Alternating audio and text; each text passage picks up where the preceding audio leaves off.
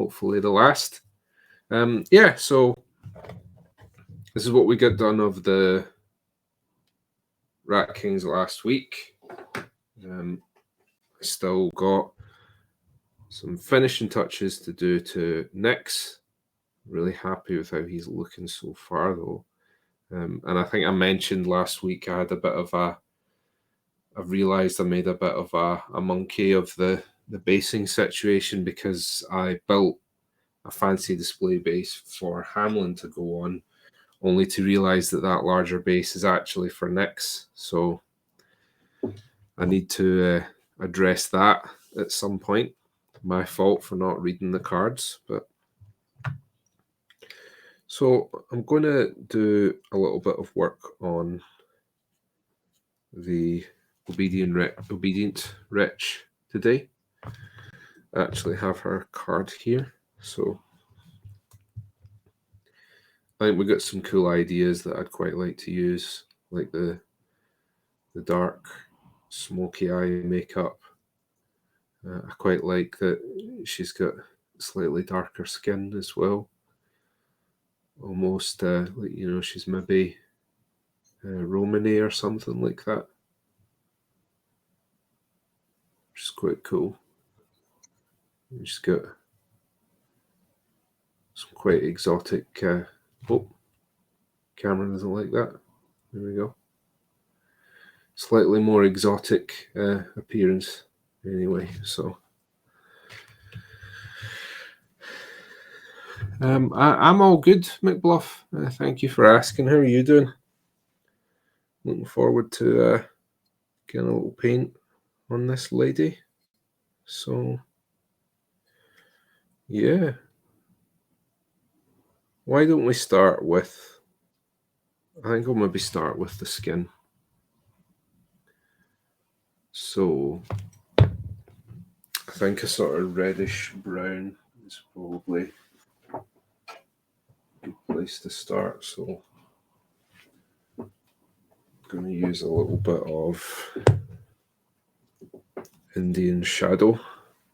It's a nice sort of wine red colour.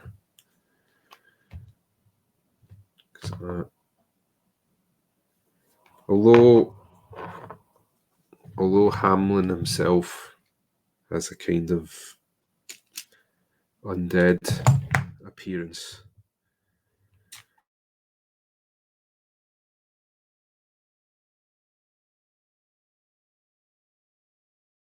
actually see her nose is a little bit red, suggesting a bit of blood flow.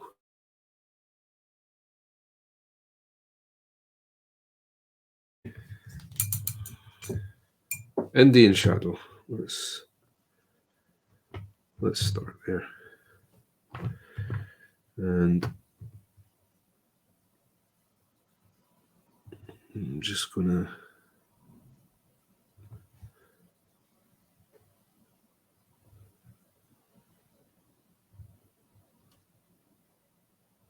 put that on all over the skin for now.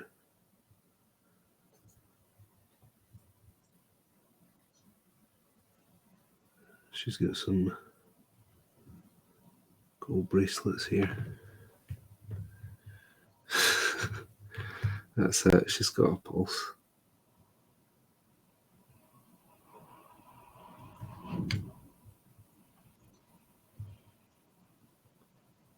Yeah, I don't know if you guys can hear that, but it's blowing an absolute gale today. It is very windy outside.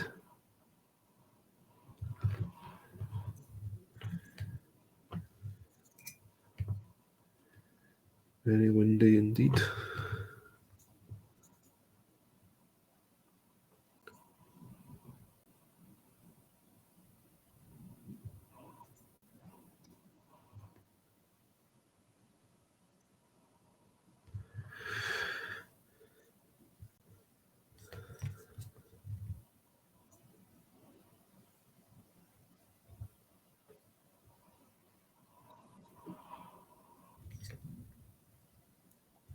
This is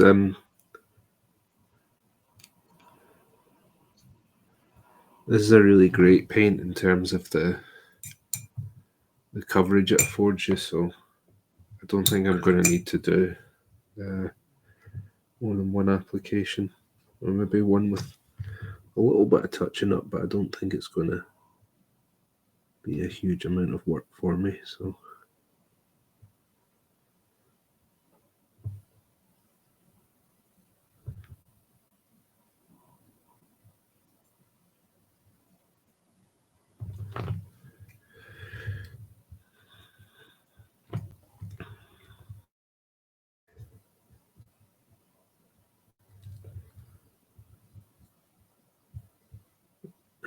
just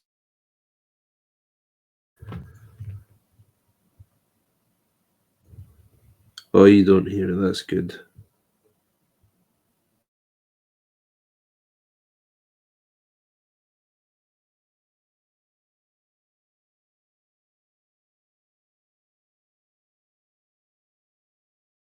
Or quickly, if you did hear it.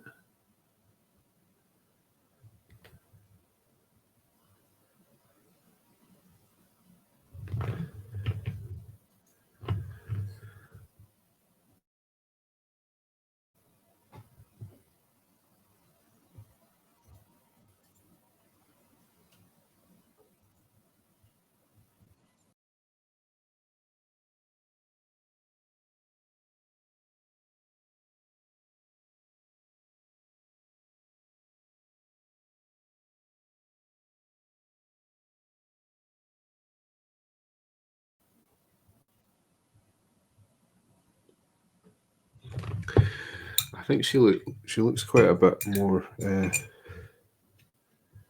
youthful, I would say, on the sculpt than she does in the picture. So it's something to consider.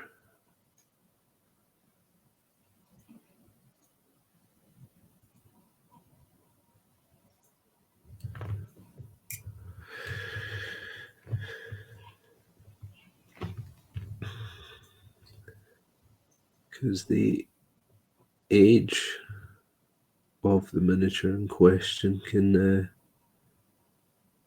drastically change how you're going to paint the skin in lots of different ways.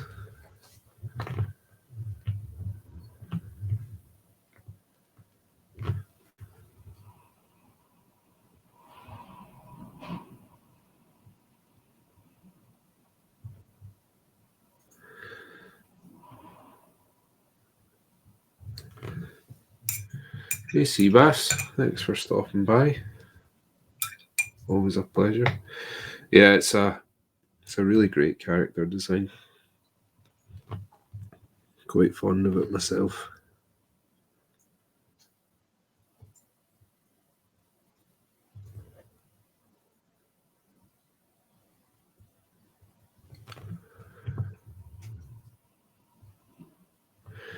Yeah, she's a little bit of a blank canvas, isn't she? Because you don't even have to paint her as looking sick at all necessarily. You could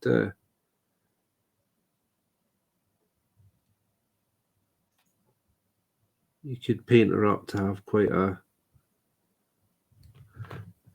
pleasant and youthful appearance, as if she's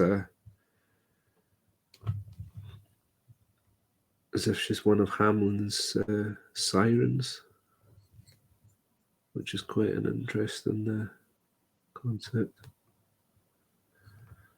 Well, I'm not worrying too much about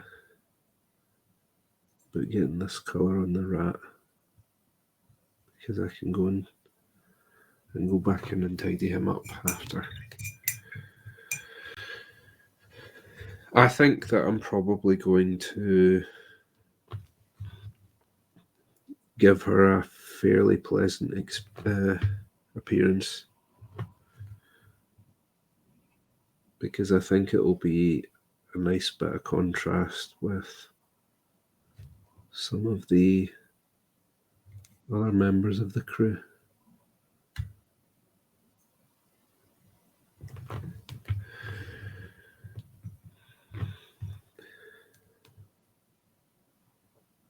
because I'm going to have uh, the winged plagues, who are quite gross in appearance. And then you have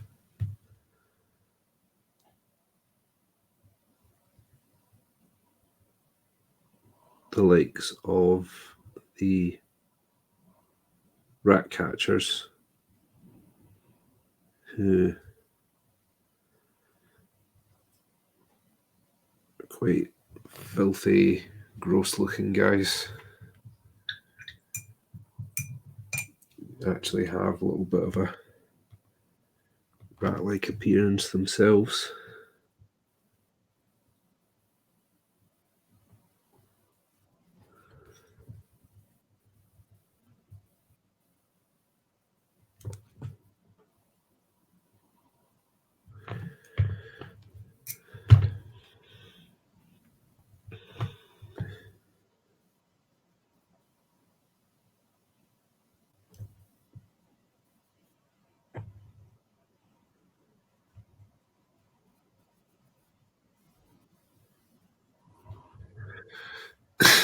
Your group was hoping it would be pigeons.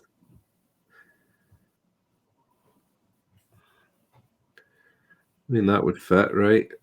But they're not. As much as they are, they can be quite gross. City pigeons, that is.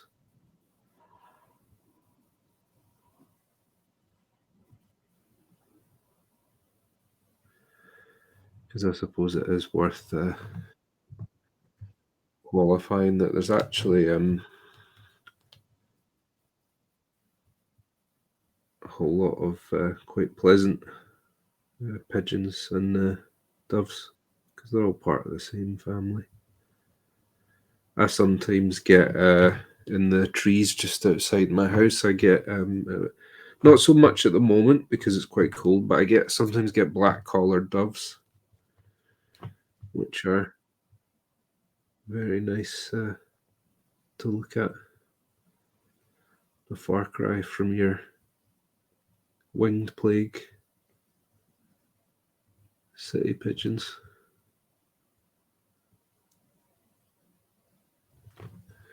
Very nice animals.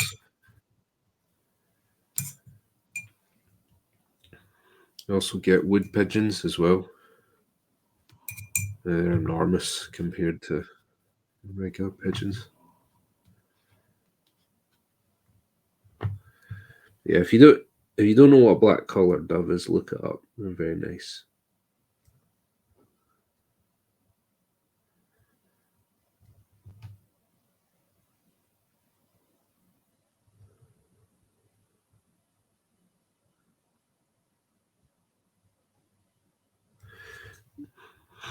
Do you know that the flying rats comparison is such a great one, because very much like rats, they're one of those types of animal that just seem to follow wherever people are.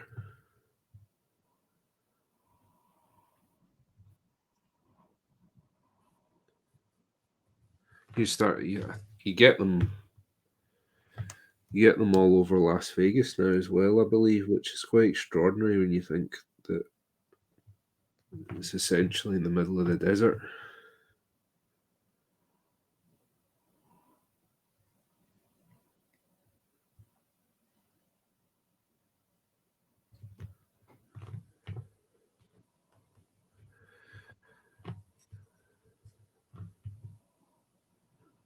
Speaking of Las Vegas, uh,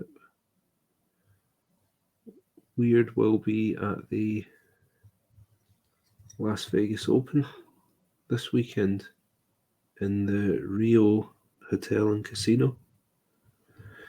Make sure to, if you are in Las Vegas at all, swing by and check that out. Our very own uh, Douglas, aka Guslado, is hosting some competitive events there. And there's a whole host of other cool stuff going on. So if you're at all into wargaming and you find yourself in Las Vegas this weekend, be sure to check that out.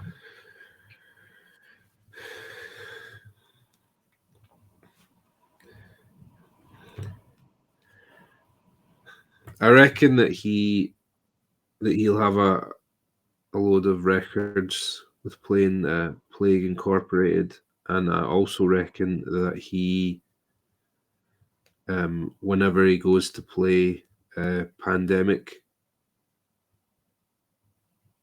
he always gets the rules wrong and loses, but he sees that as a kind of victory.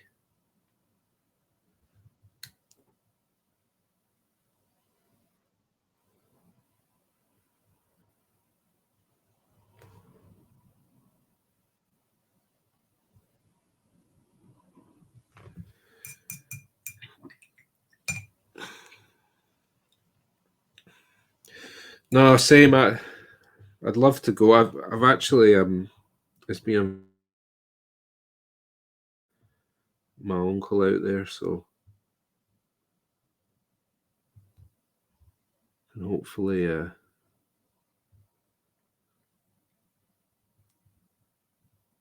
get out to see him again. Kill two birds with one stone. I'd love to get along to the Las Vegas Open as well, of course.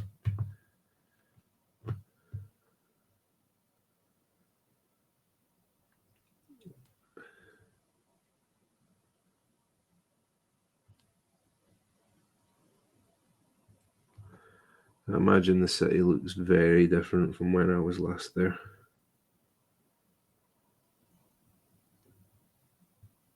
It's changing all the time. And he did. Doug made some really cool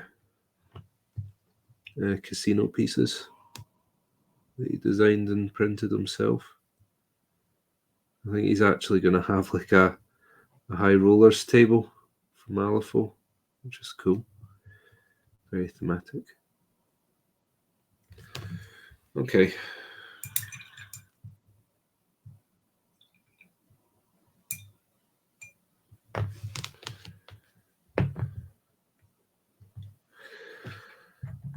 Yeah, no worries. No worries, Choice. I know you're busy. All good.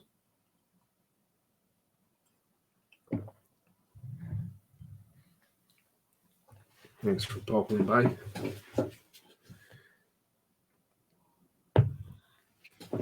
Right. So, got a bit of Indian, a little bit of Arabic shadow in now. It's going to slightly darker skin tone.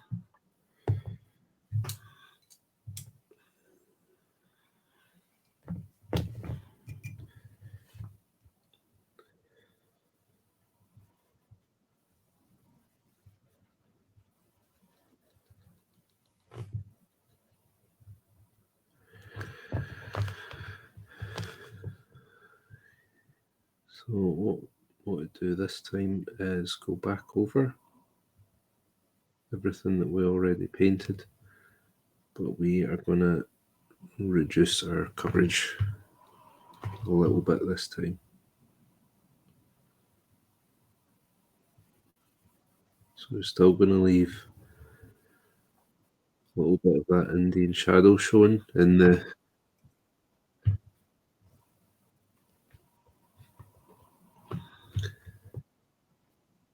extremities. I'm going to start lightening the skin up.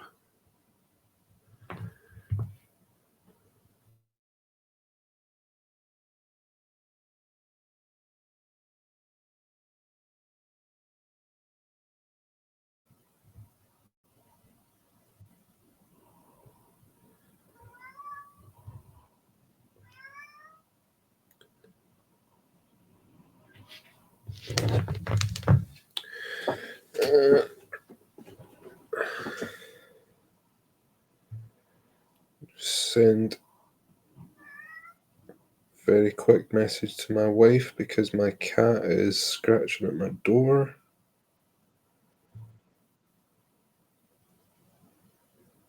Okay.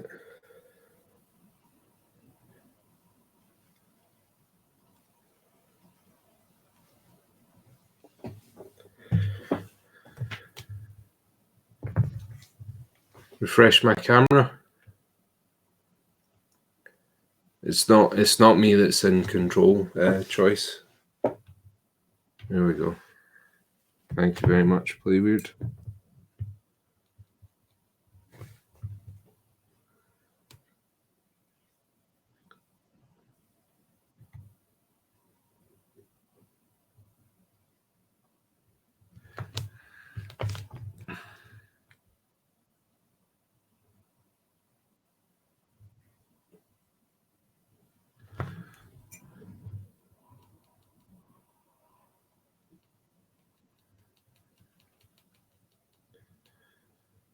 So a really good way of getting your skin tones looking natural is to mess around with the same or similar colors but in different opacities.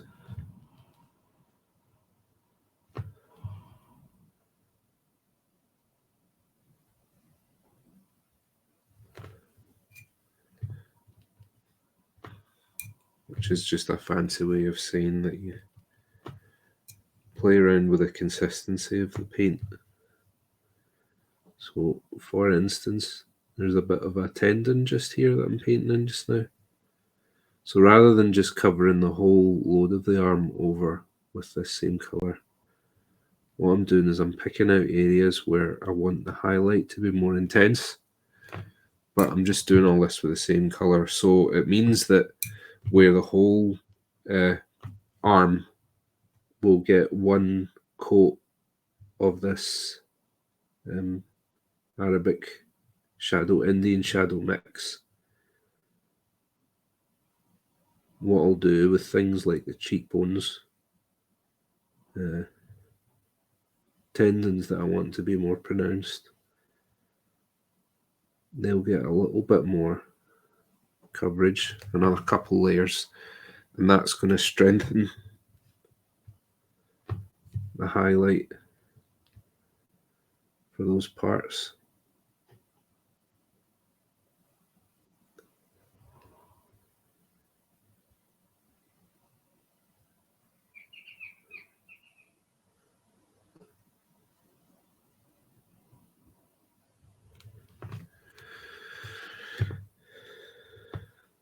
So we're just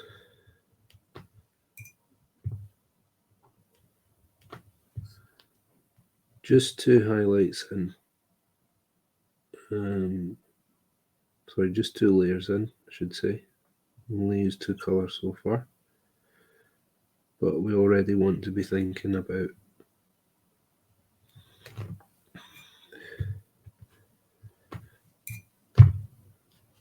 our colour gradients.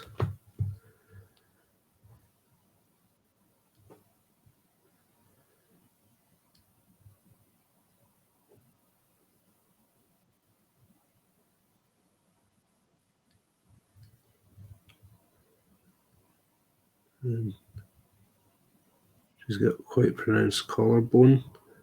She's quite thin. Again,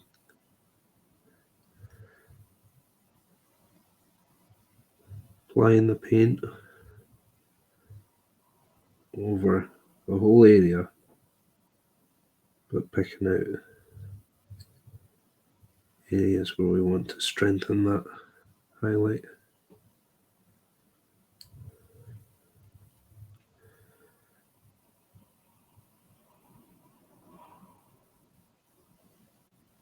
Like so. I'm actually gonna, I think, pull the zoom in a bit on the overhead. should help you guys see a little bit better. So it's quite subtle just now. But as we build this up,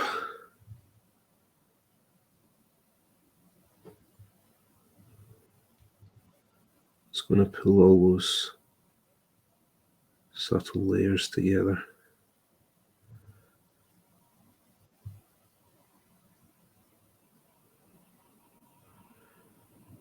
And it's going to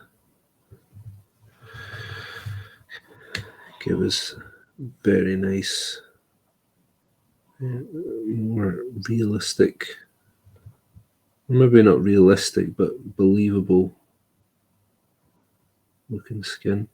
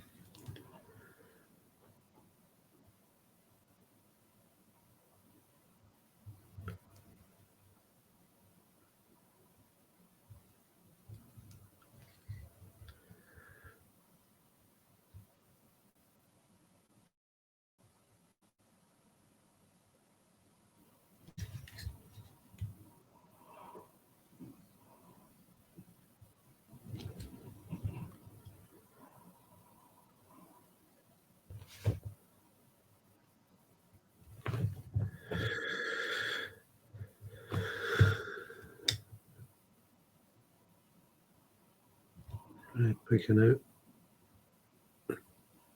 tiny, tiny fingers.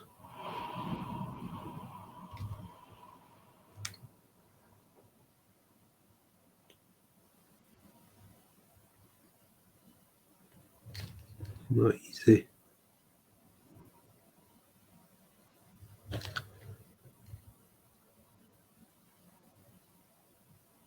Very fine detail on her.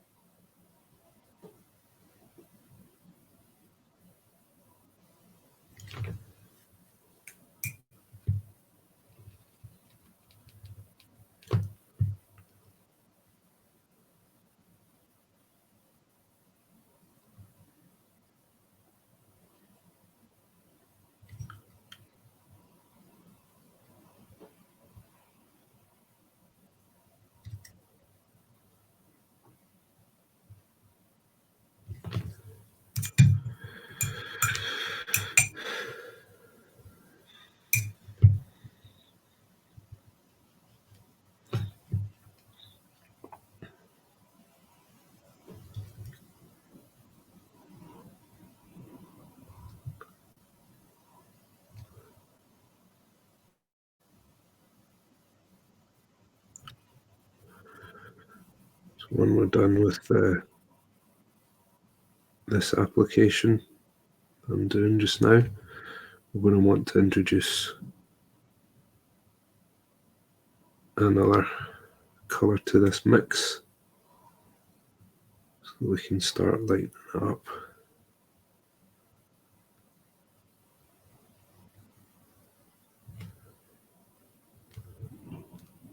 I'll just finish up, because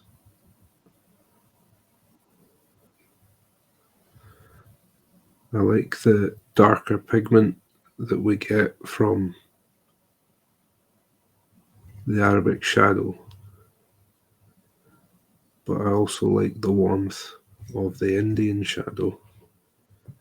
They're both things that I don't really want to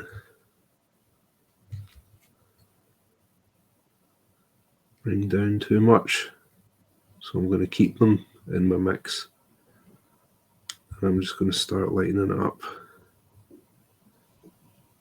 with both those colours still there.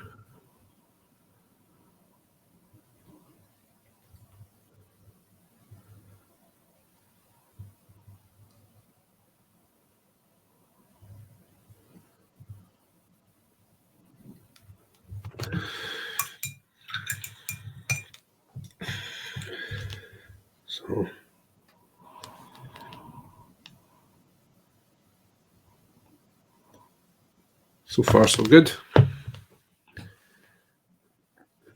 Oh, I can imagine.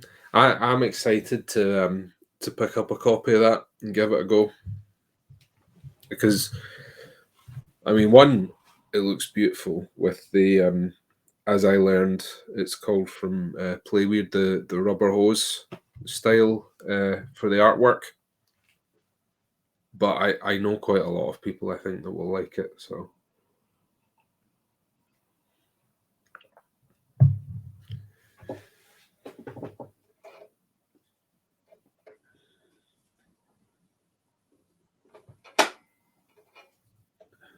okay, so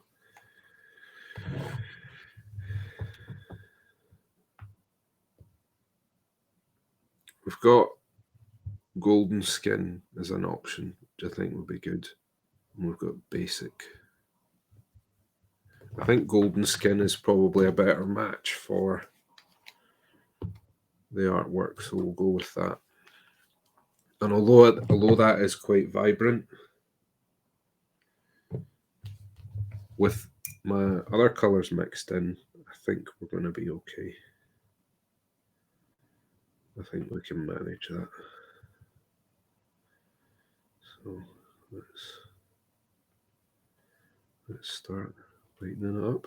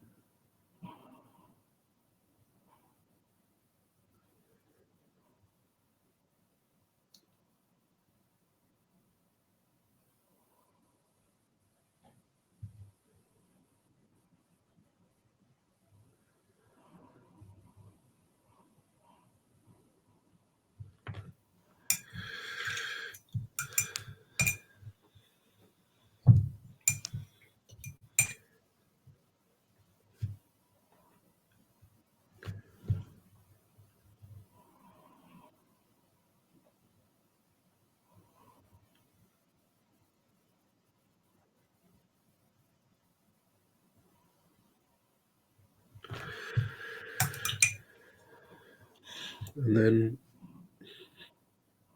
what you can do is take a little bit of your previous mix and you can use some of that to blend in that new layer, like so.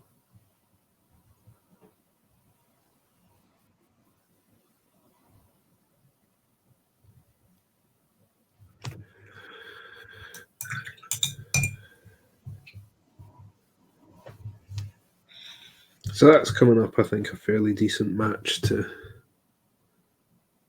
the card art. So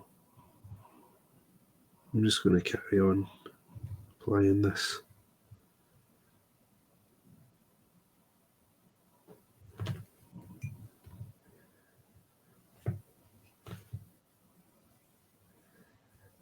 all over.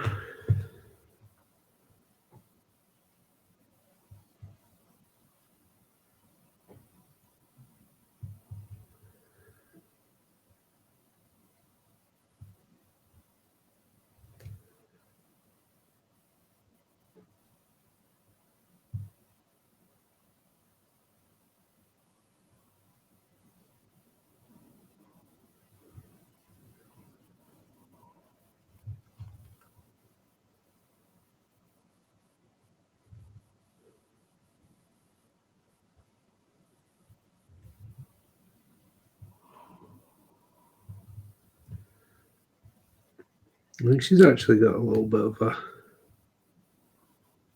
a smirk that's not quite apparent on the card art. I think hopefully you're, because we've got a bit more contrast now, you guys can maybe just make that out. If I accentuate that a little bit more.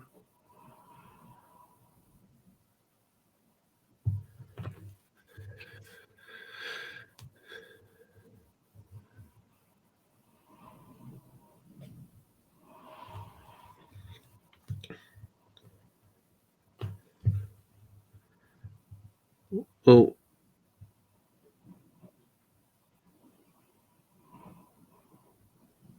something to bear in mind, McBluff, is that everybody's hands shake to some extent, and there's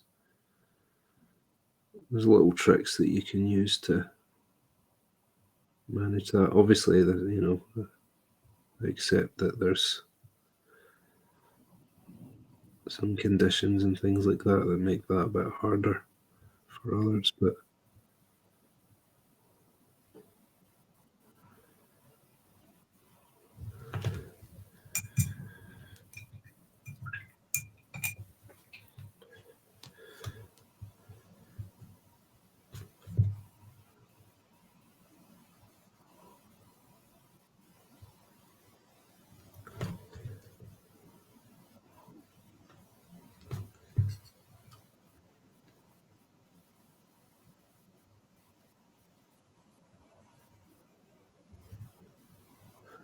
that is kind of you to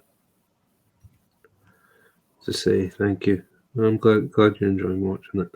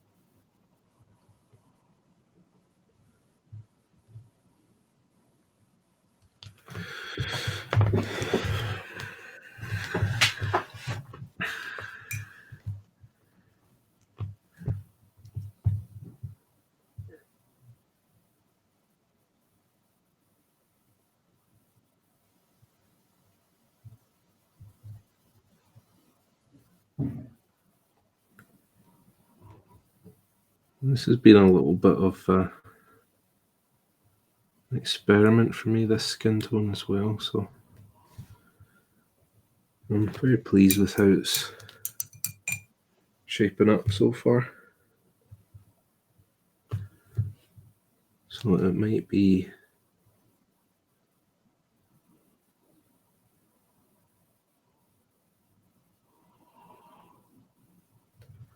one to add to the repertoire.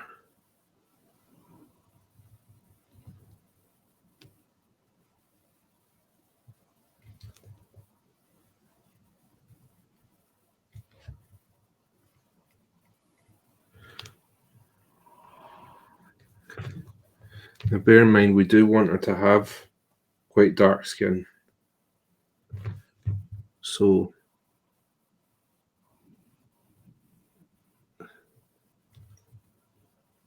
we actually might want to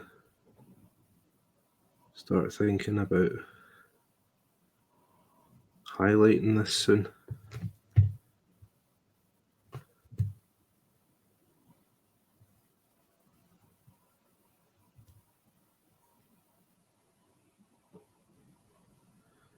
Because we don't want to lighten these larger areas up too much.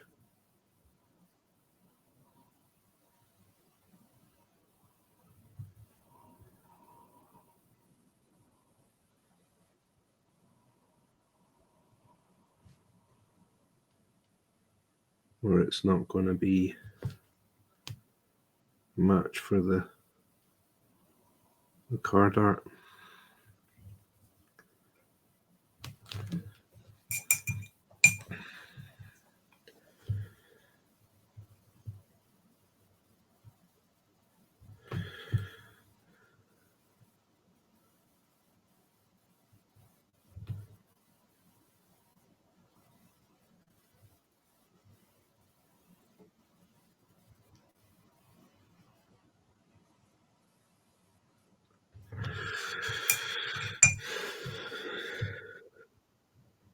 Palette's drying out a bit, so I'm just going to mix a little more.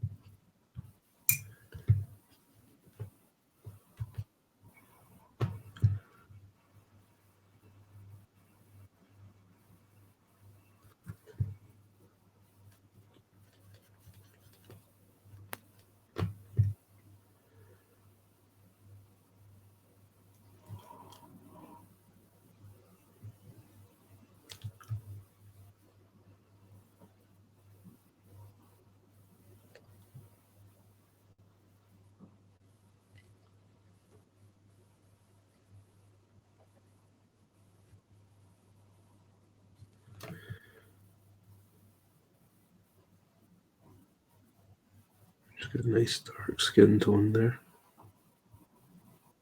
That's good. What we're shooting for.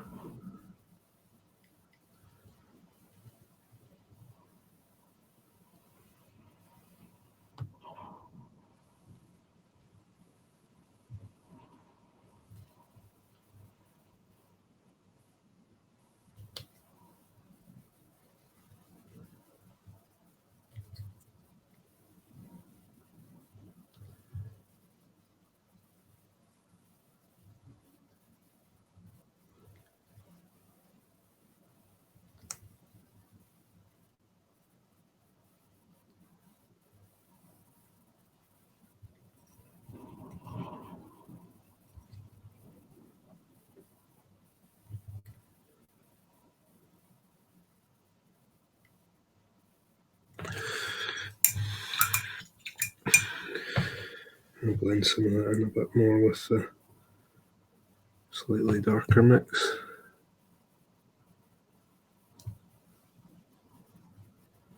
Just like that. A bit more shadow under the neck.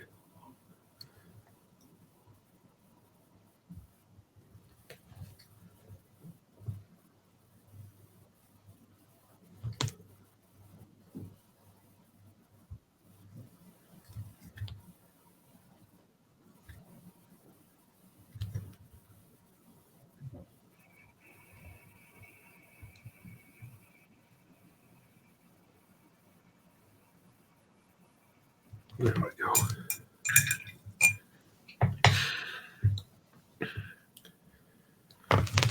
Now I think we can afford to start to lighten that. So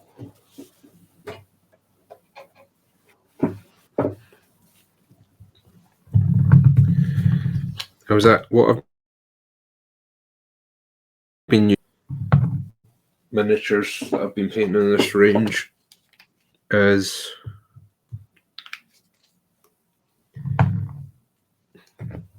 a mix of Arctic blue and ice yellow. And what that yields is a very, very pale green.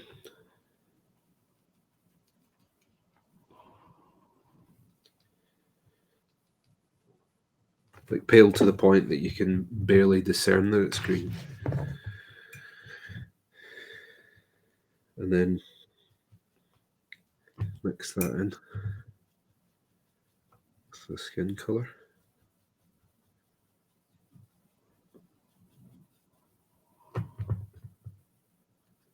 It's because I want everything to look as though it's in this sort of sickly green light.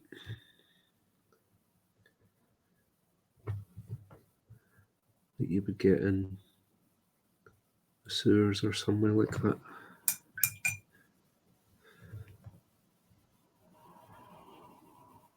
I think we can afford to go even thinner than that.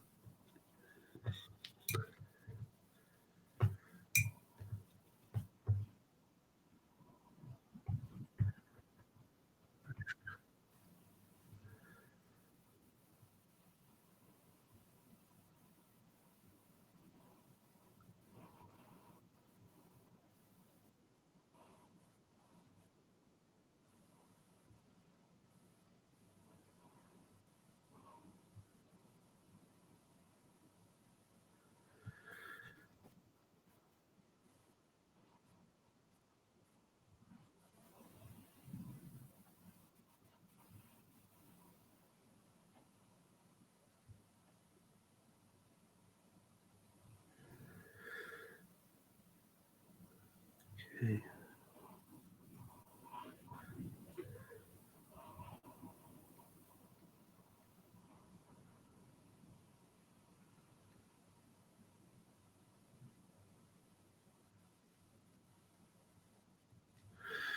And again, I wouldn't worry too much if it goes too stark or end up a little bit sketchy, because we should be able to do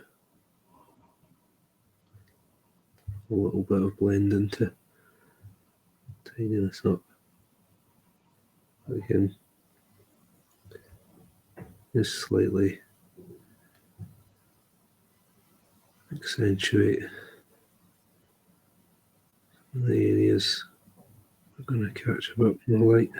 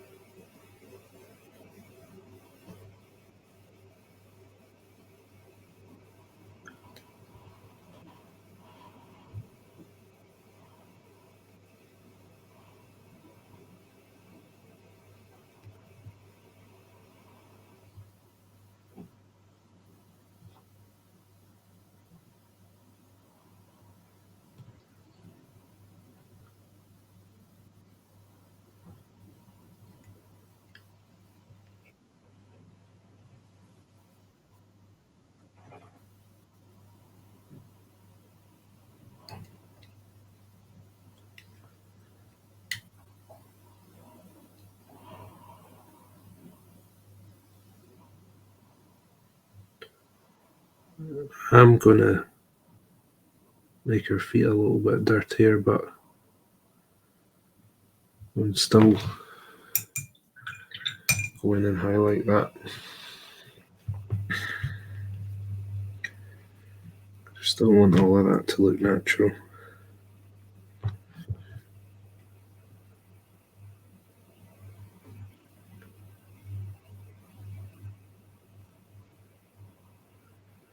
But she is going to be a gaming piece ultimately, so I'm not going to spend too much time fussing over that.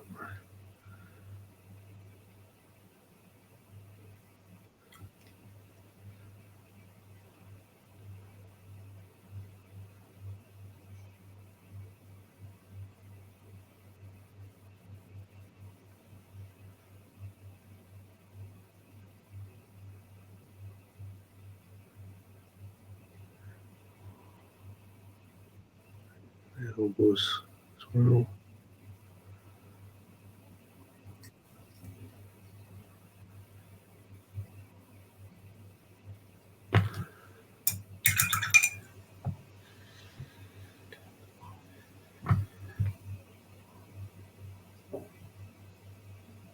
Just fill in a bit of that. You might find that as you go, the more contrast that you introduce, that you little mistakes and things like that you hadn't noticed before are going to show up more apparently. Don't panic about that. That's normal. As much as most painters, when they're writing guides and things like that, they'll say these are the steps to paint this thing as I've painted, and this is how you do it. Most painters, what they do is they make lots of little adjustments as they go. It's not just straight as apply this color, do the next color. There's a lot of little adjustments as you go.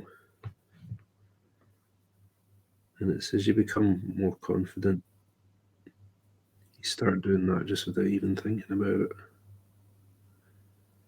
So it's good to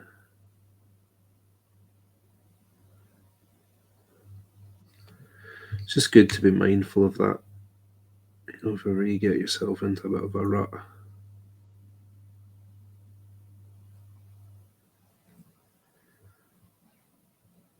Just not to fret about it.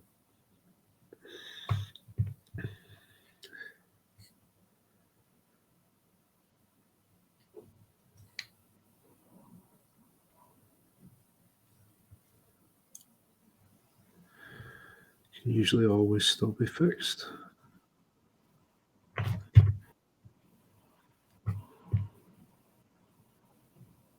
I'm just filling in some of the bits and bobs that I've missed.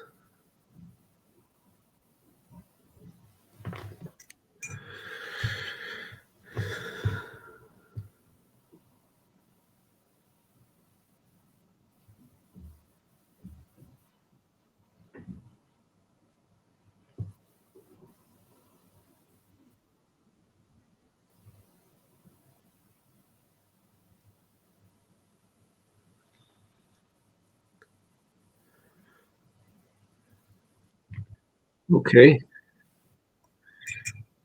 I think we can leave the skin as it is for now. So let's start blocking in some other colours.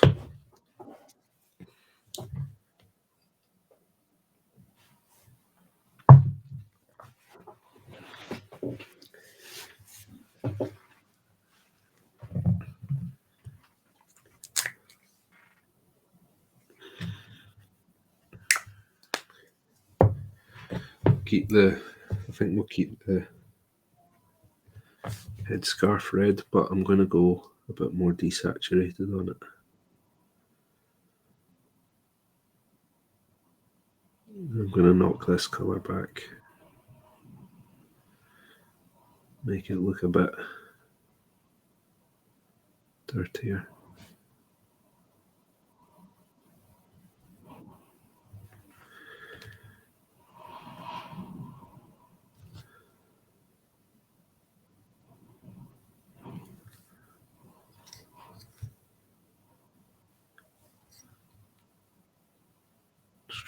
discern what is cloth and what are hairs.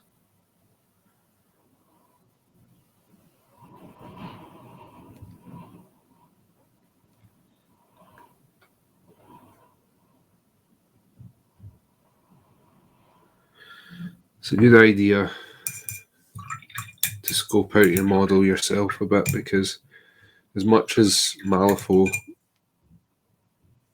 models are a bit unusual in that they are fairly accurate to the artwork, there are often some slight variations between the artwork and the model's pose. More often than not, that is just to do with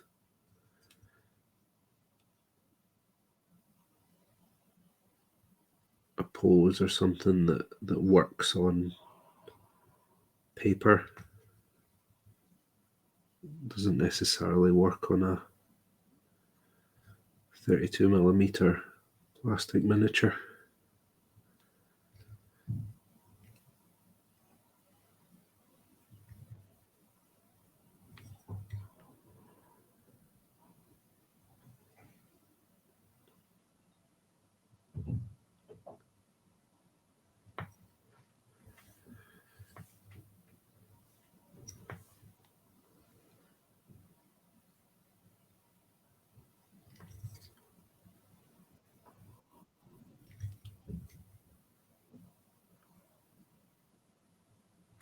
Okay.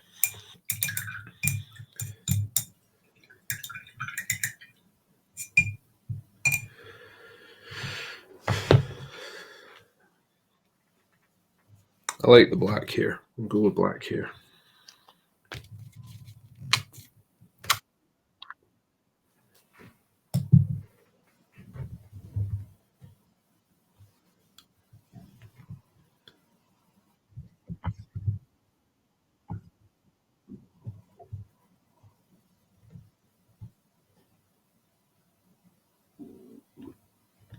Oh, excuse me.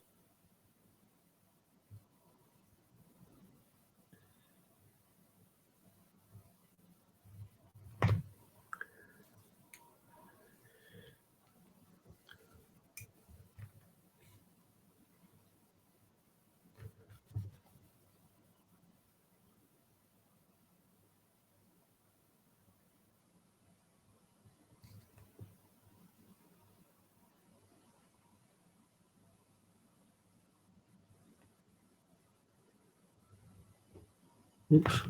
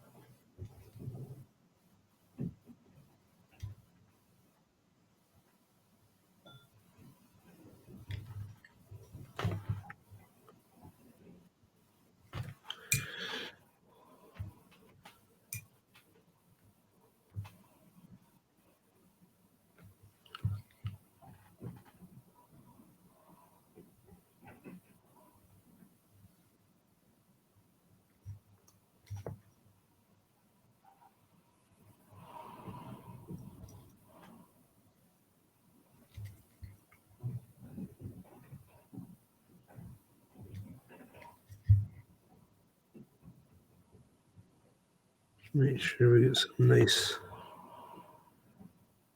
even coverage on that.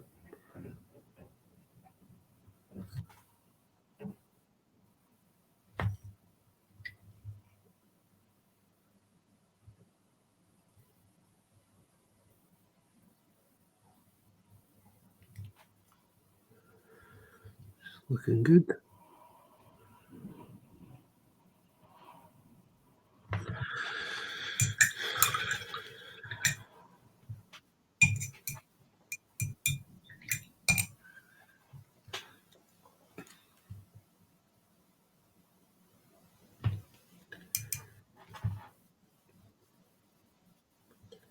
I'm going to put, I think, just a little bit of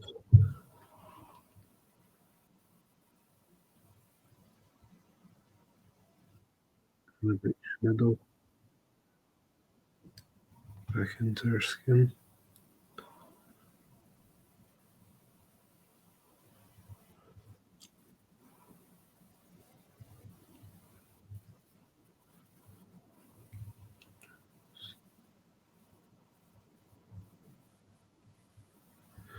Darken it down a little bit.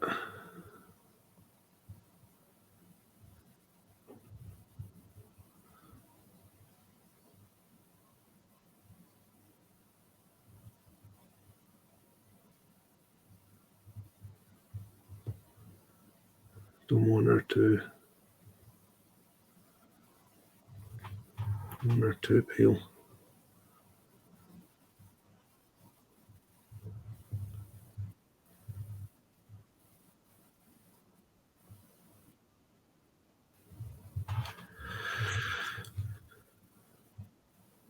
So it's this very, very thin down layer of Arabic shadow. I'm just applying that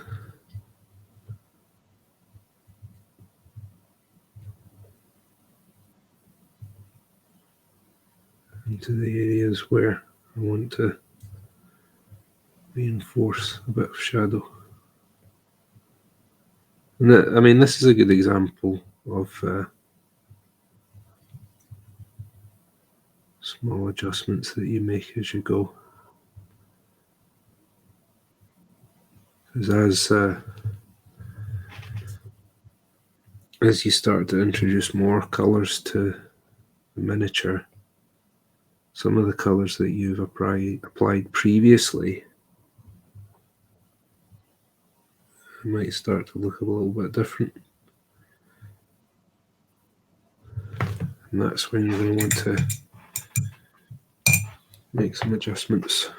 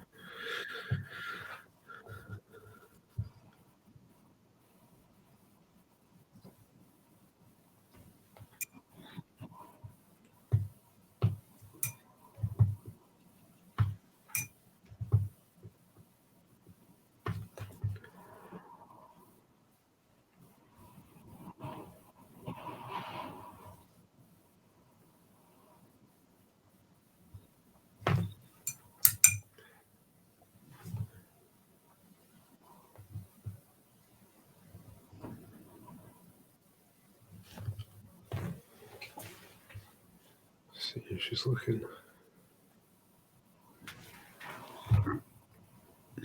Excuse me.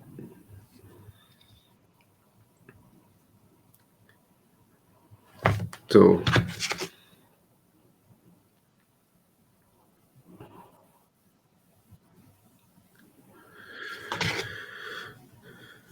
the shirt's quite a sort of off-white colour, isn't it?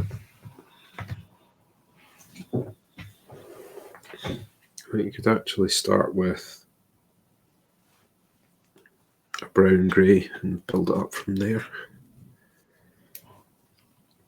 That's going to help me retain my tint colour, which I've talked about before. The tint colour is dryad bark. So there's going to be an element of that throughout the entire model, and that is going to help my colours harmonise and help create visual harmony, as they call it.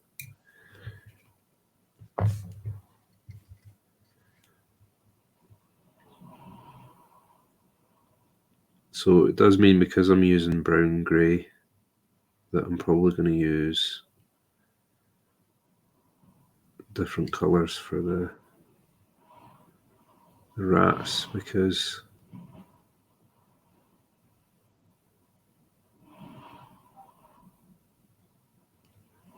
I don't want the colours to be too similar. Need a bit more contrast there, because we want visual harmony, but we want it to be interesting to look at.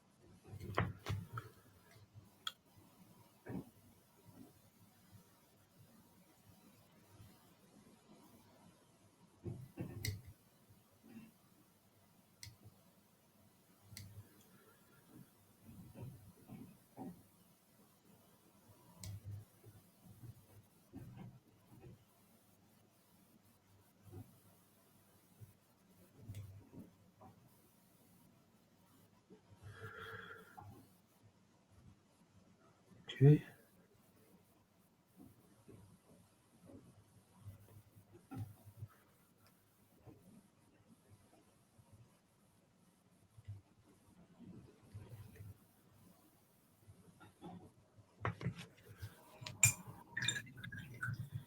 Very subtle, but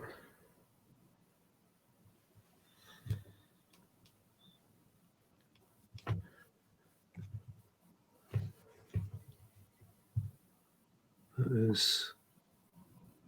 You get nice smooth colour transitions.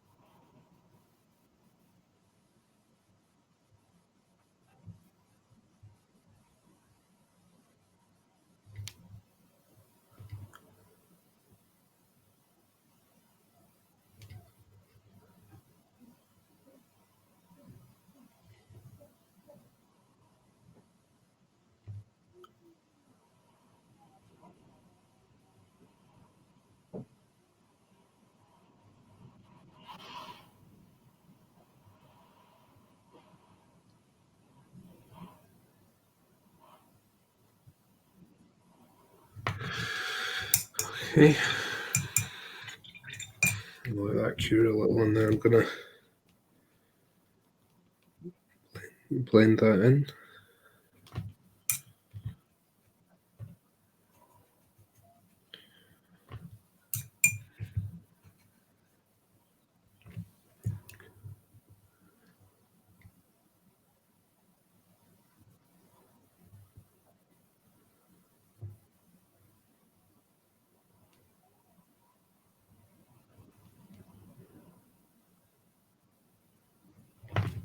And a bit of a mess there.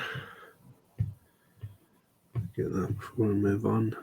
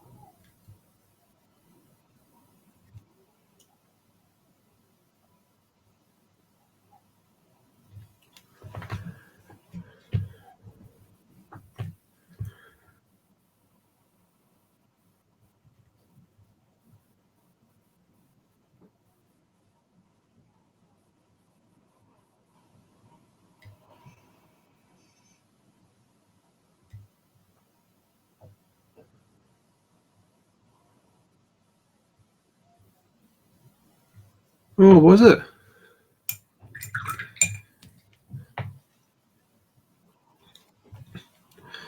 Do you know if he has any tips for a neophyte to playing Hamlin?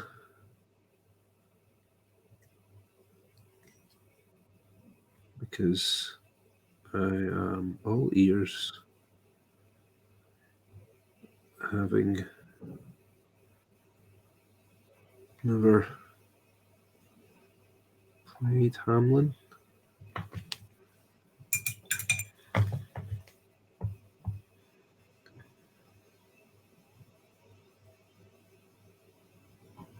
There we go. She is starting to take shape, I think it's fair to say.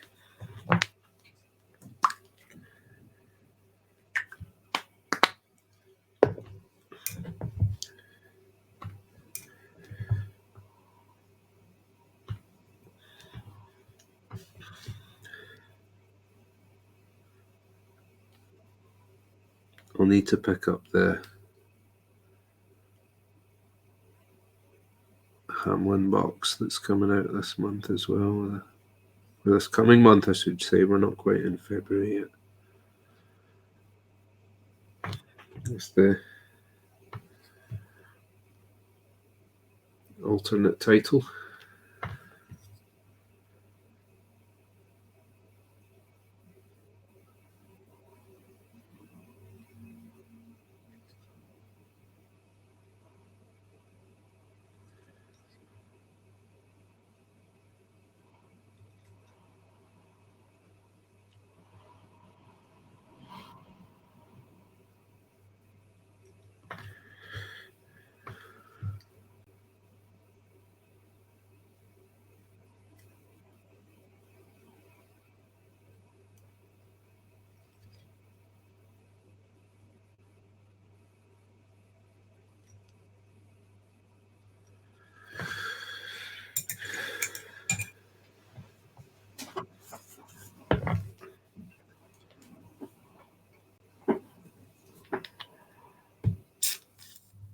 I'm going to put a bit of rainy grey in.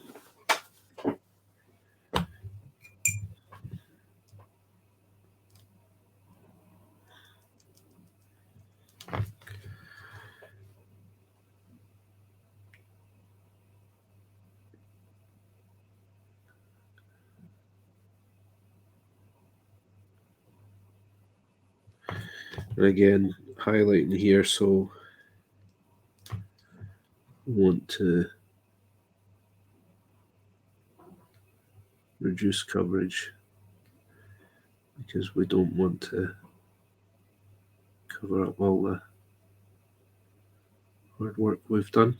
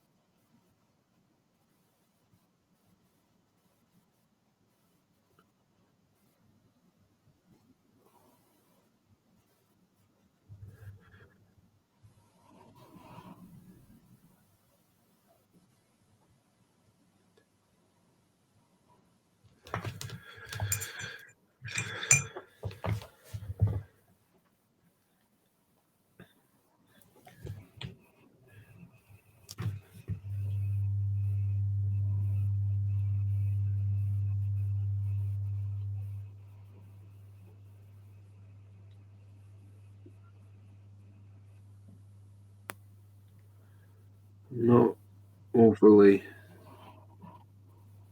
concerned about being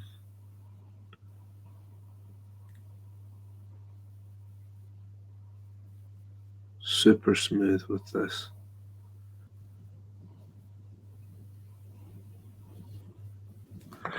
Because I can go back and smooth some of this out when I start blending it.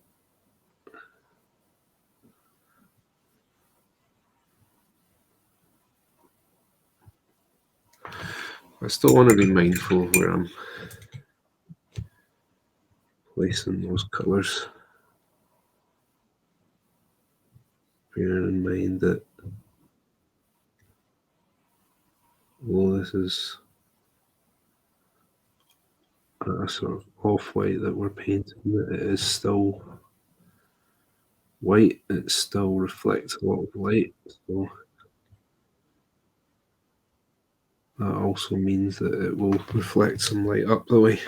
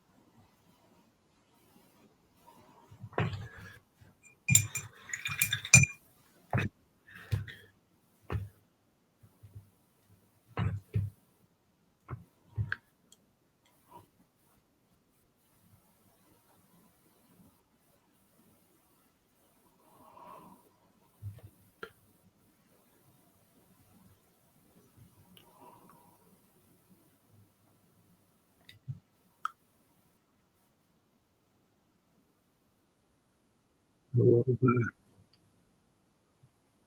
texture in this shirt was okay.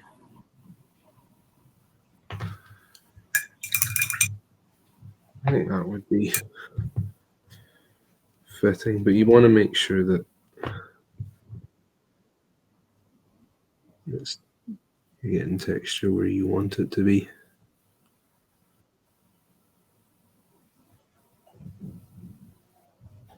It's not just messy work that you're trying to pass off as texture.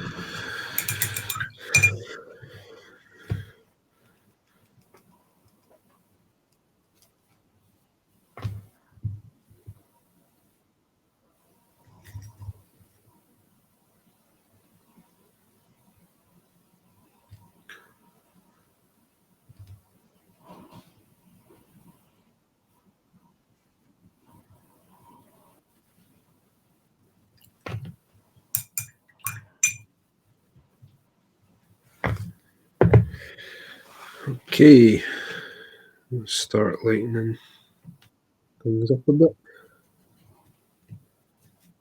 I'm going to mix a little bit more of that greeny colour I used before.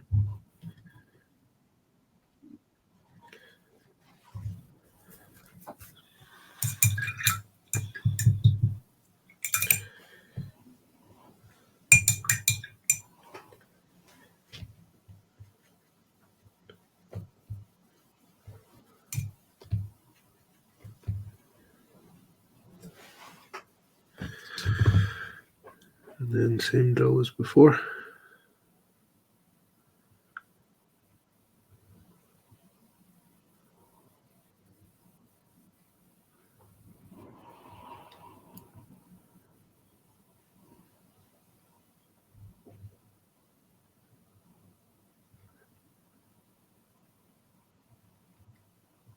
Oh, get back in focus.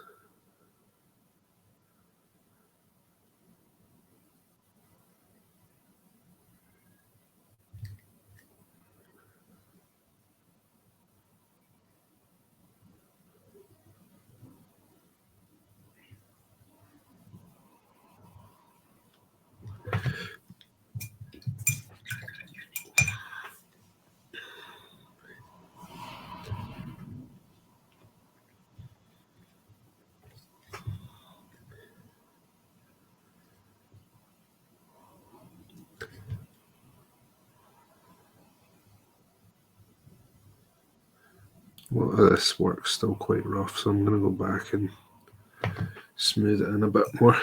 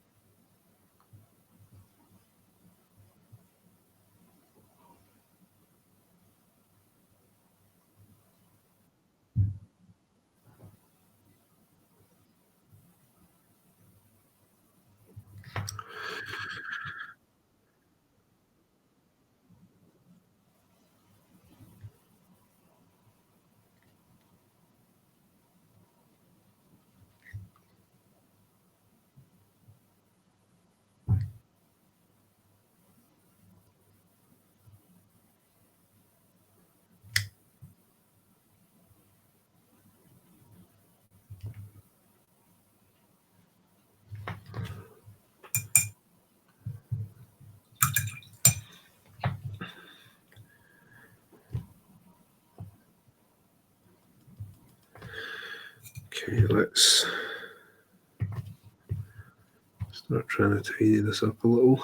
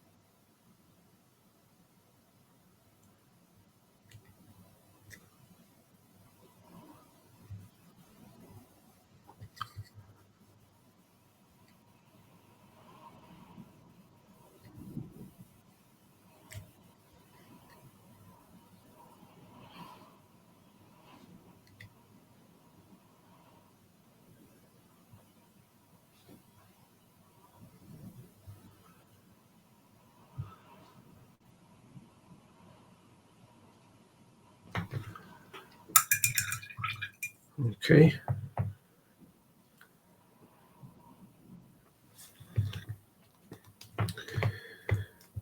Back to that.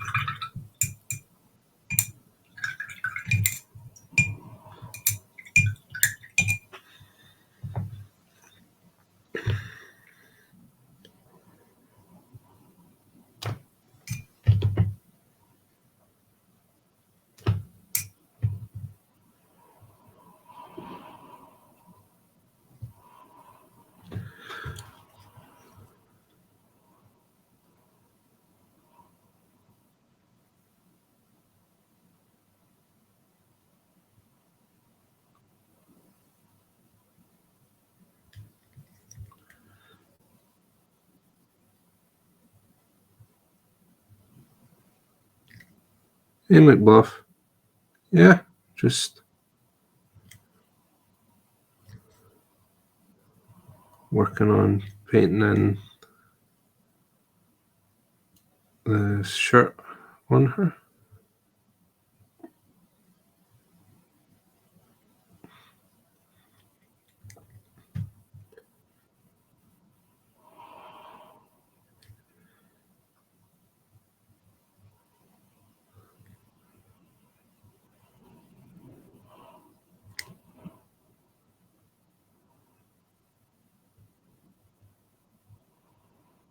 So I'm just sketching in some highlights that I'm then going to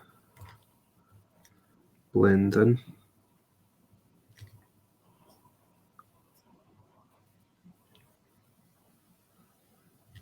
And then I'm going to probably do one final highlight.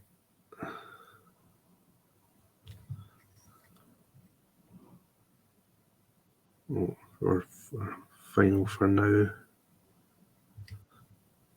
Highlight, as it were. I'm going to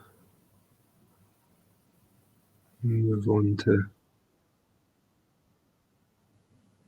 I think I'll maybe do the rats next.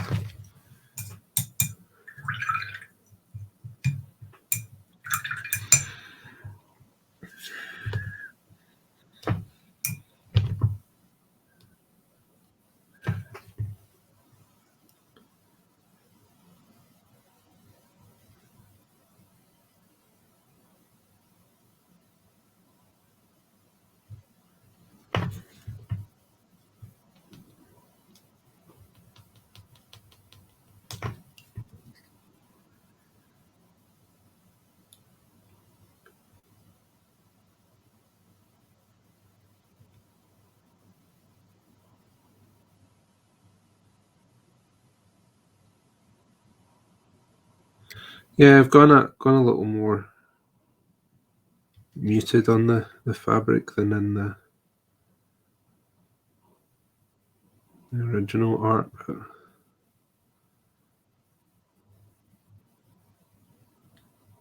I think it'll look good.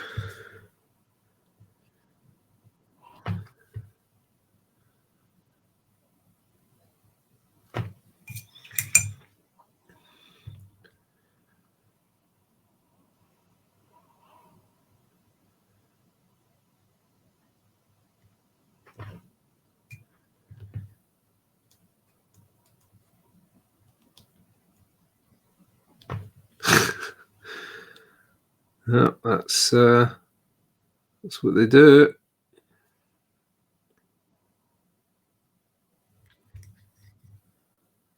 Crazy little cats.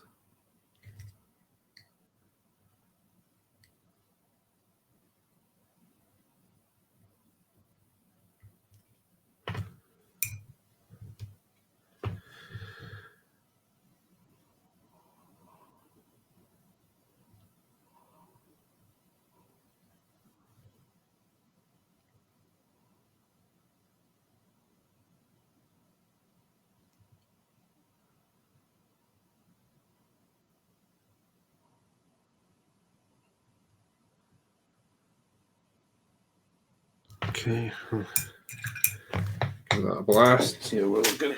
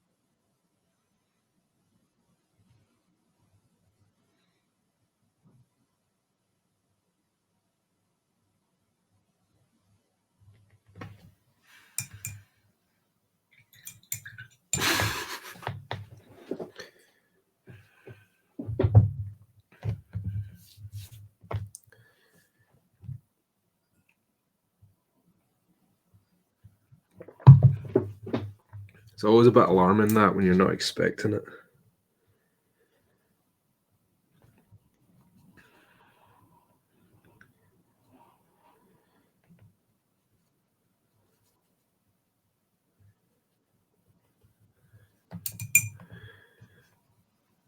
Okay.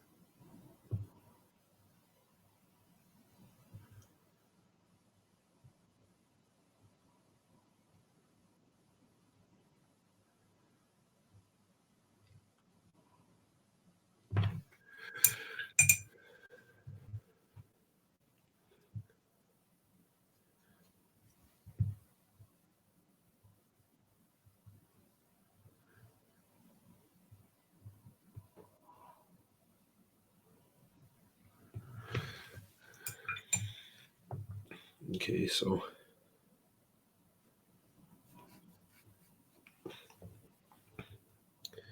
I think what that's showing is that I now need to push some of the highlights on the face a little more, because because that's starting to look a little bit flat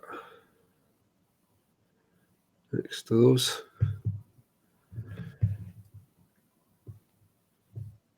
So just going to go back in. Pick some of that out.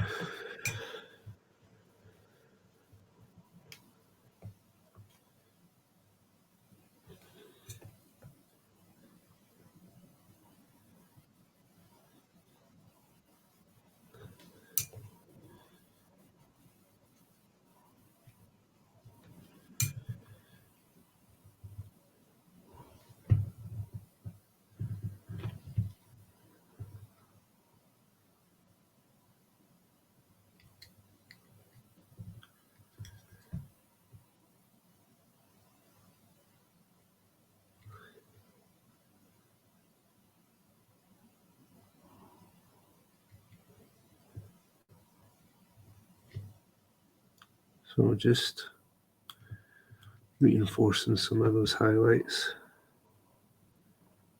in the relevant areas.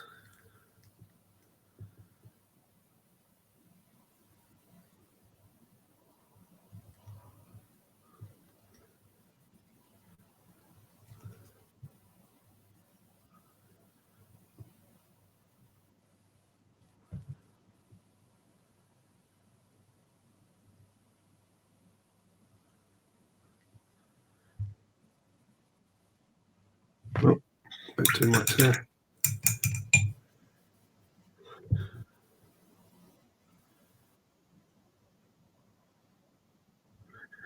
So I think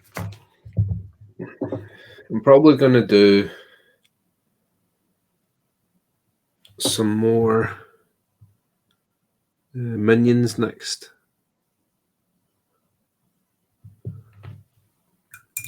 And I think it's probably going to be either the winged plagues or the rat catchers. So if anyone has a preference of those two, happy to hear it.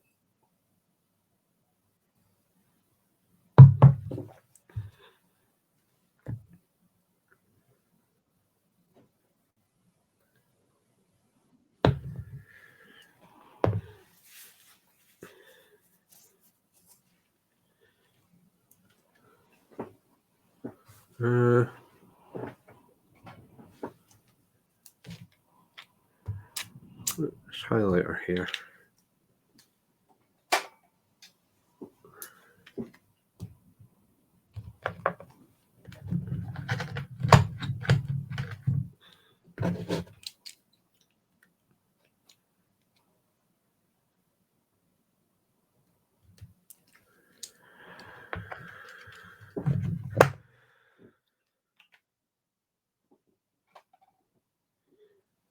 So I'm using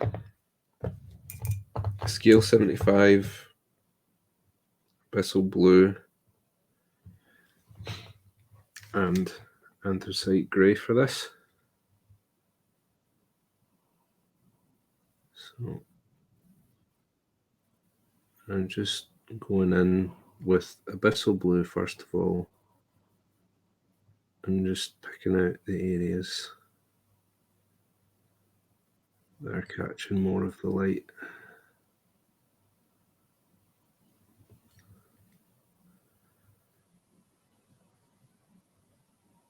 This.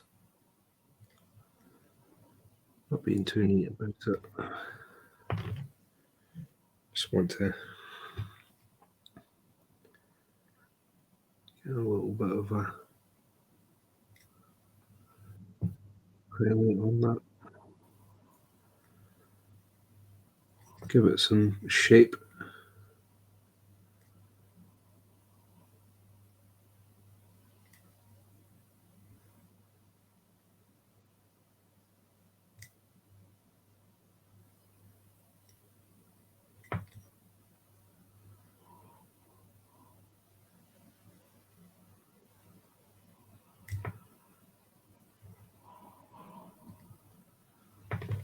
Okay.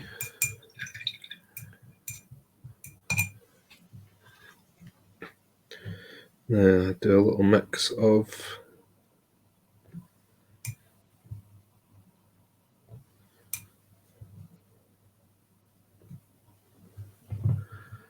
anthracite grey and abyssal blue.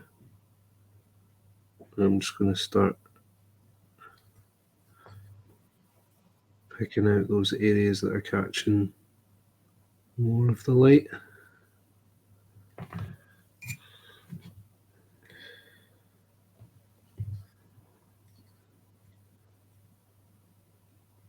Up there.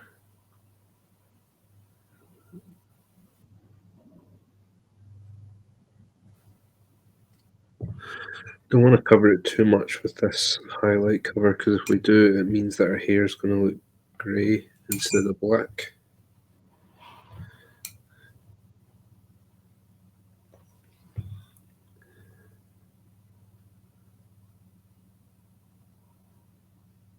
Key to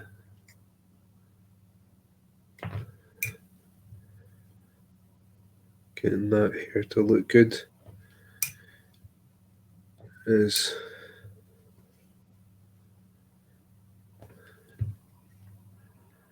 good highlight placement. We want it to look nice and shiny. I want to try and convey a sense of movement as well. So down here, these bits catching a lot of light.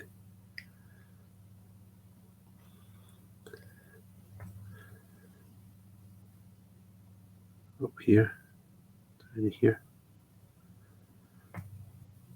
and describe the shape of the hair a bit as well. We don't want to cover the whole lot.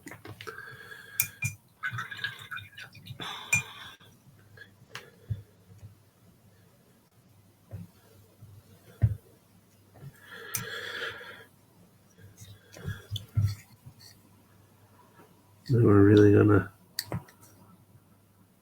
close in.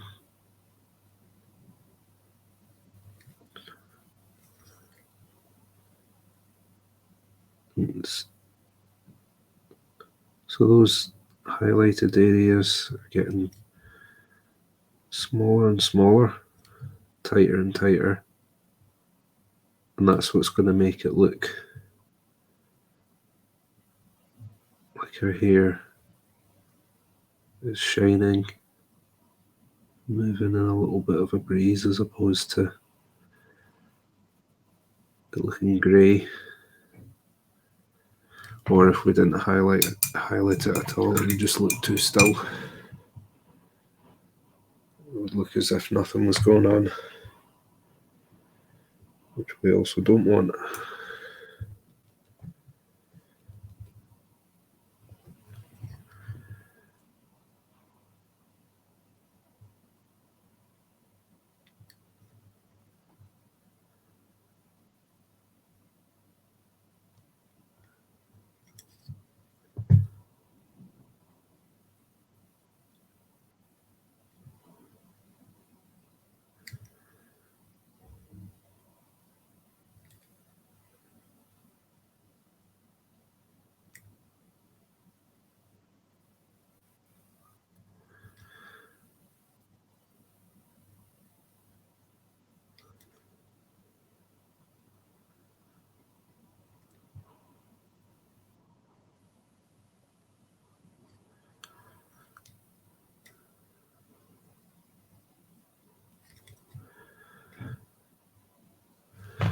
go.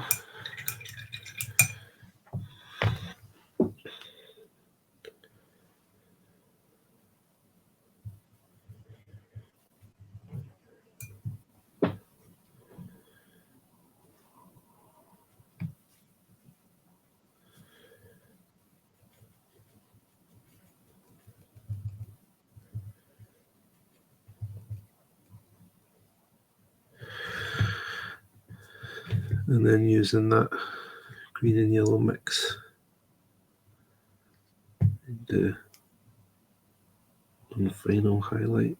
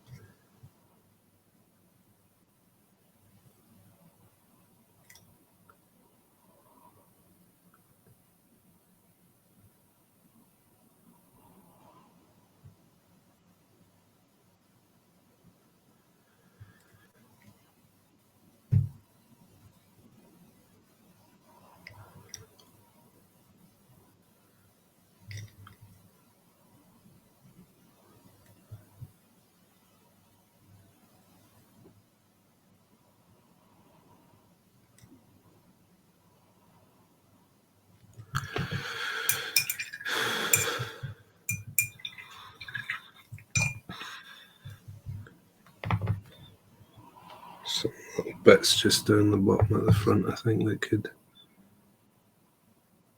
be a little more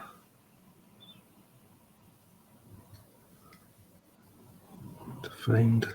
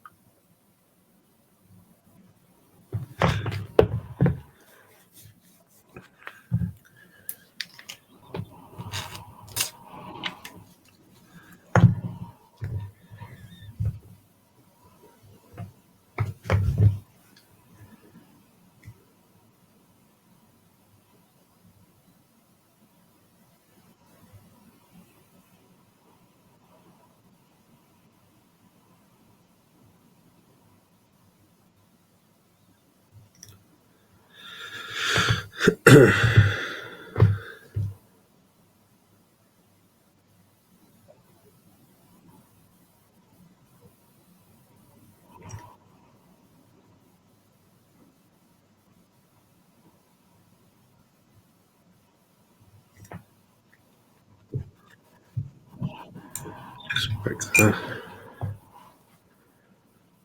ups out a little bit there.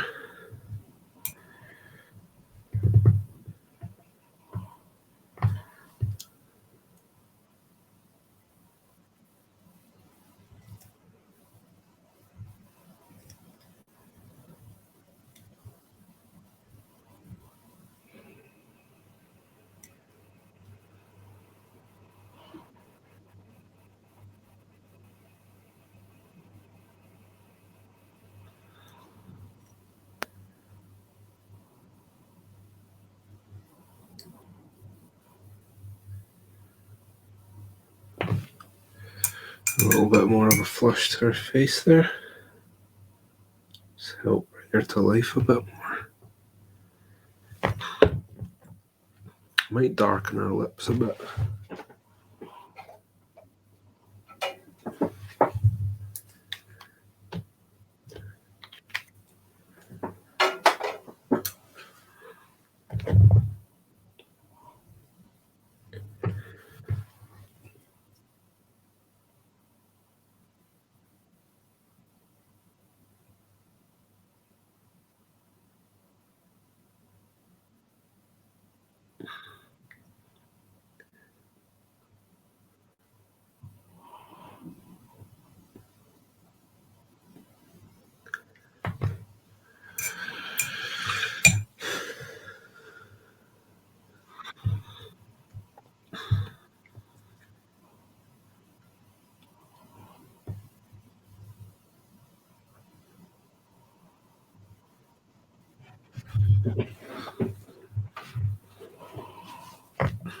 Let's try painting our eyes in.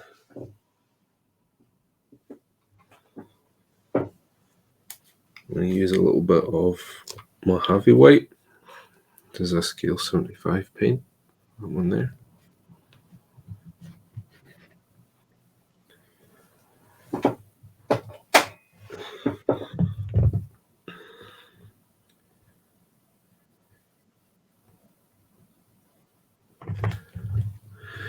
And then this is tricky enough to do. Never mind.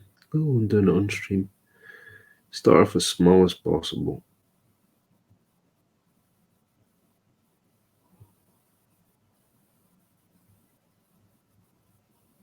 Yeah, because you can always make that bigger if you need it to be.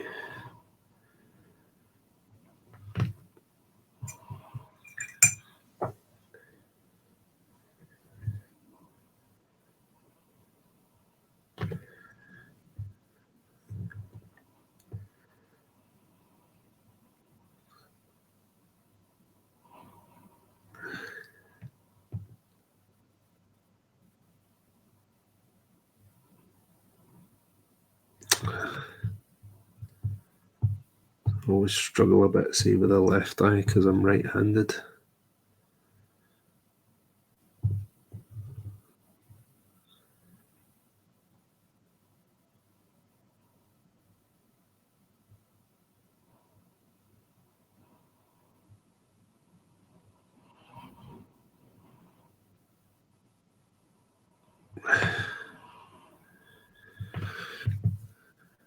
See?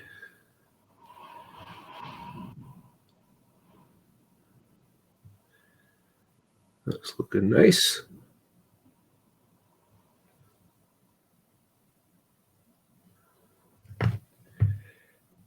We'll just a little bit more, just the coverage.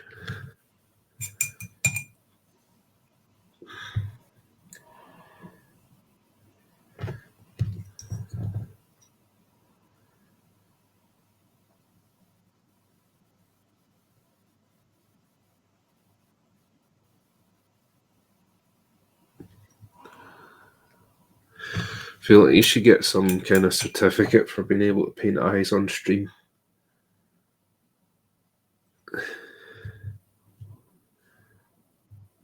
It's already pretty tricky. Maybe Doug will print me a medal.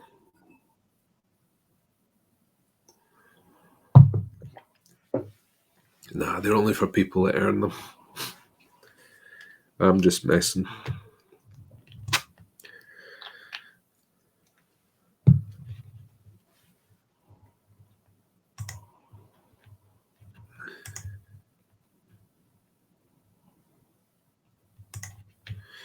Just messing.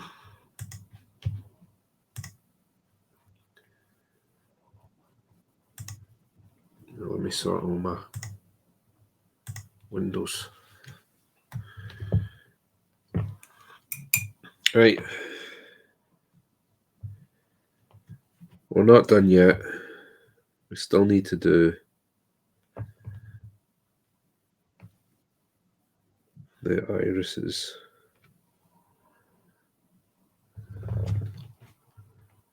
Okay.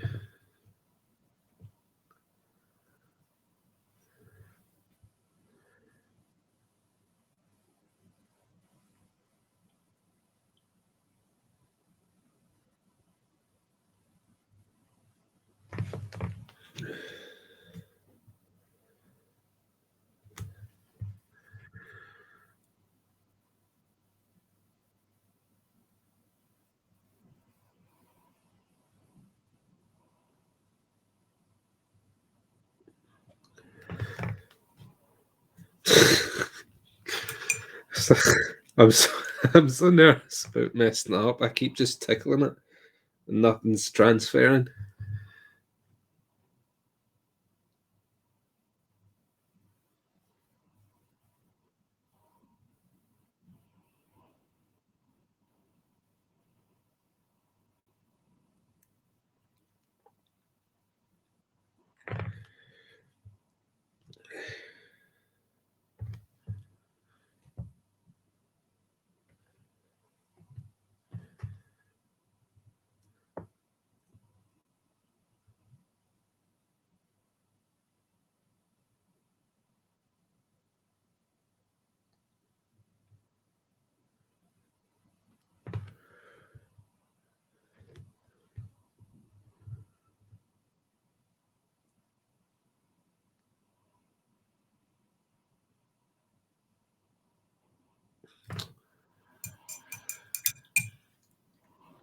It's such a small amount on my brush, it dries so quick if I don't.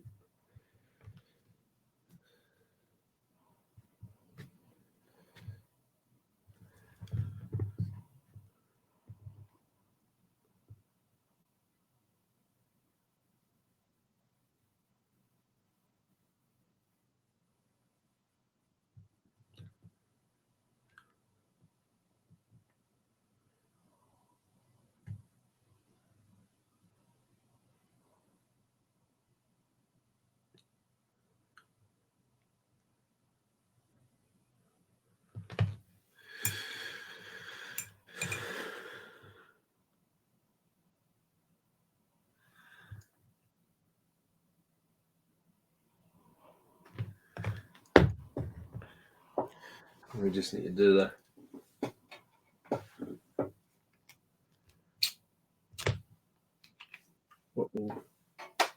Dot of light. Excuse me.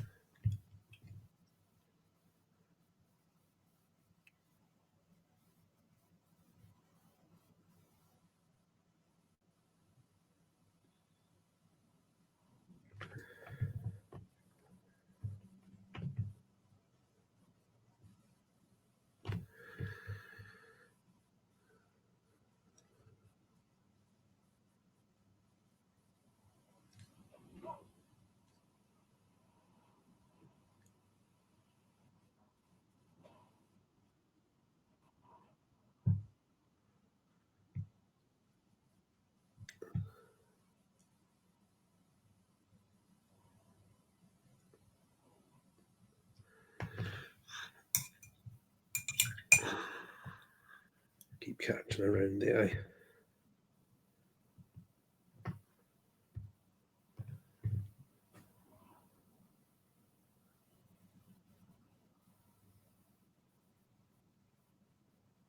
There we go.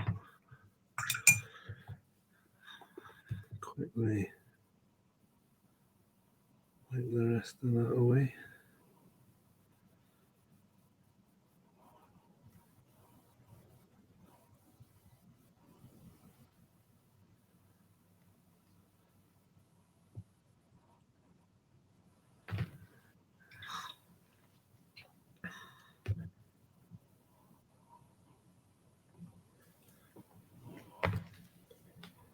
We need to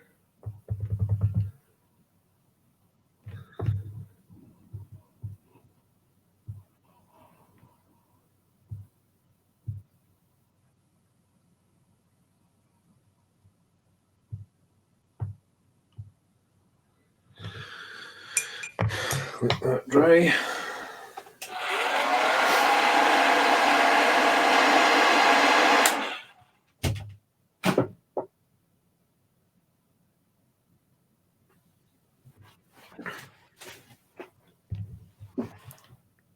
And then we were gonna darken around the eye, weren't we? So I think rather than going straight to black, I'm gonna use a little bit of Incubi Darkness. I can't, got so much stuff on my palette, I can't see where I put it.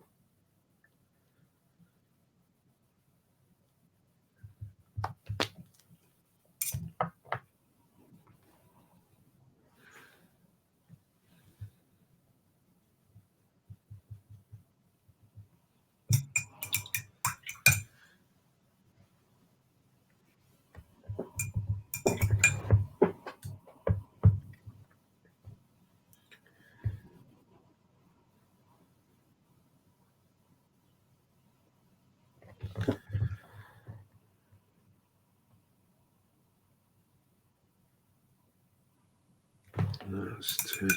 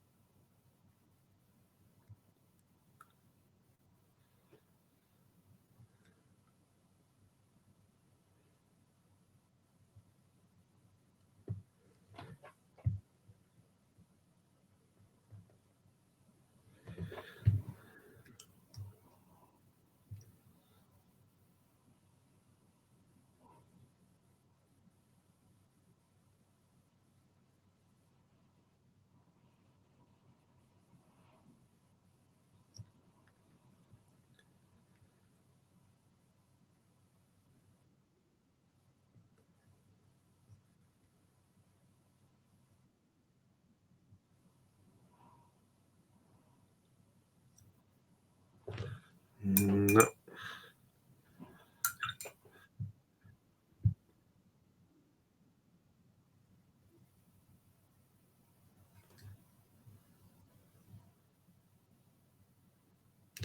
So I think I'm just going to stick with up above.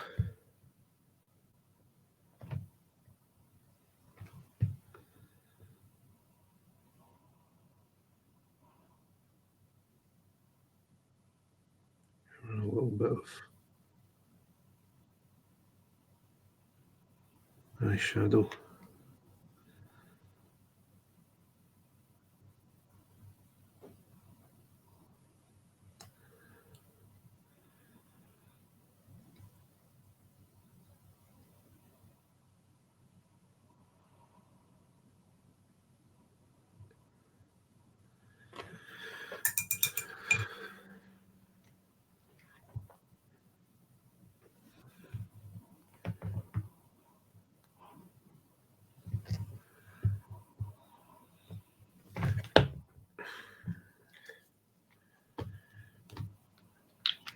Put a little bit more.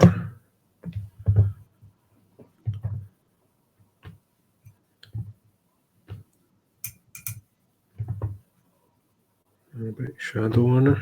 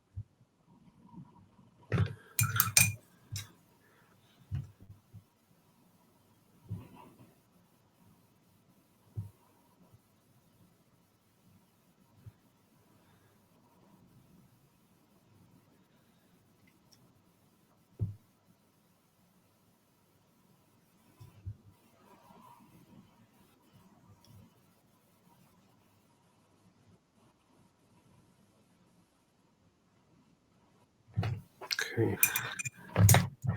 See how we're looking.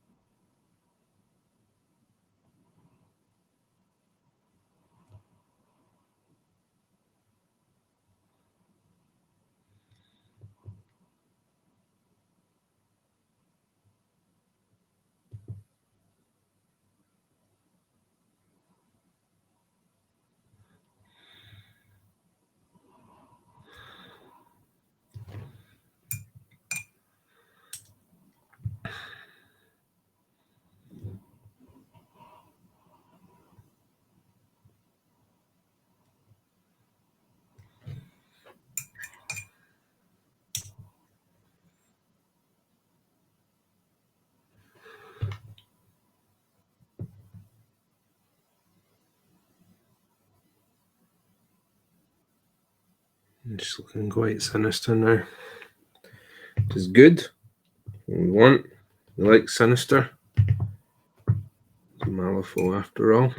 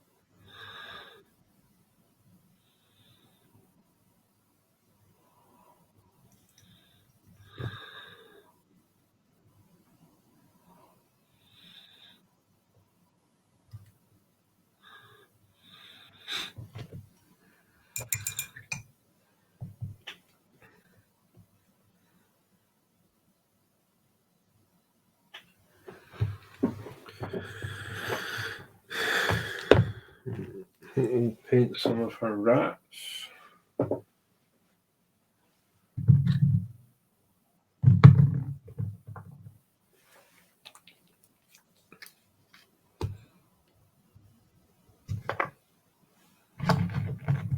Right, this pot erupted on me before.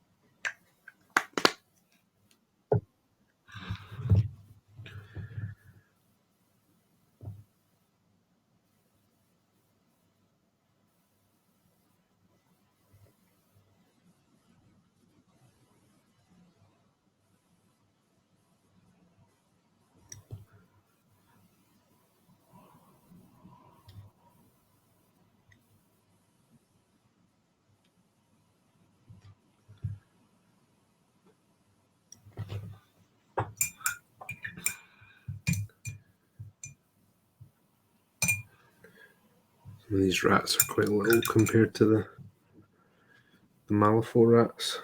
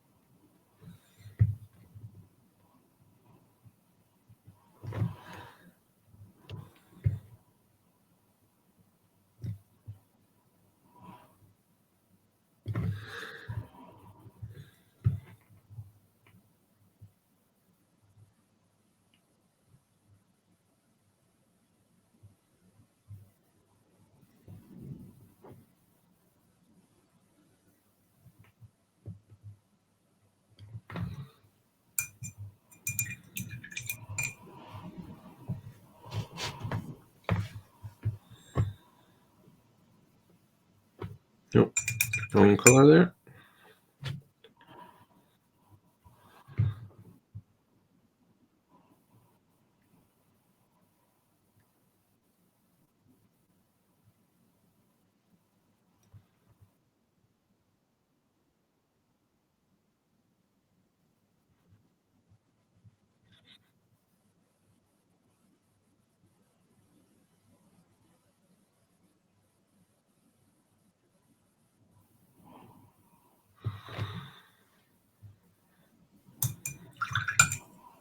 She's very affectionate of the rats, isn't she? Like,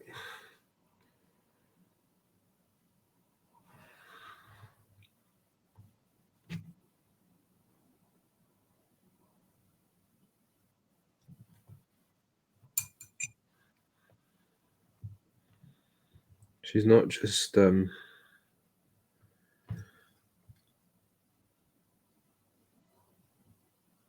she's not just playing at it.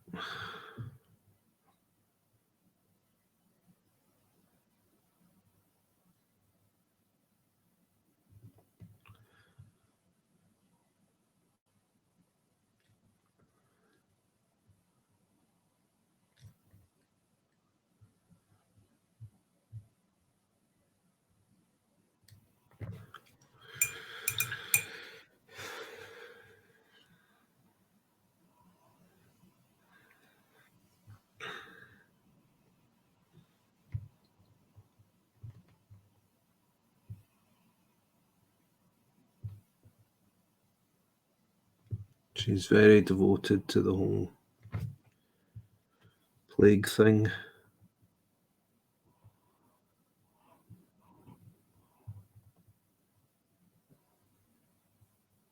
What do you think she's called, the rat?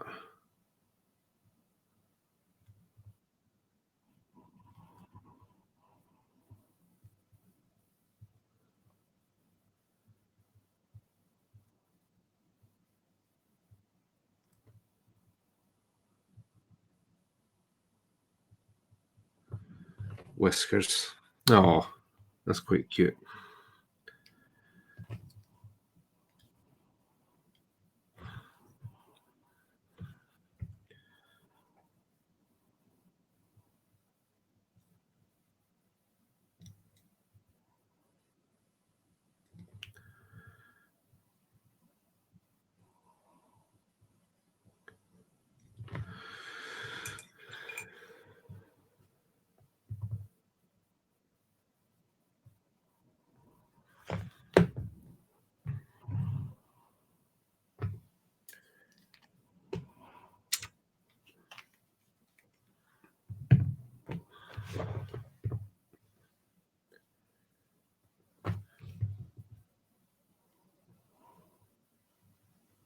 Changed my mind about the colour of this rat.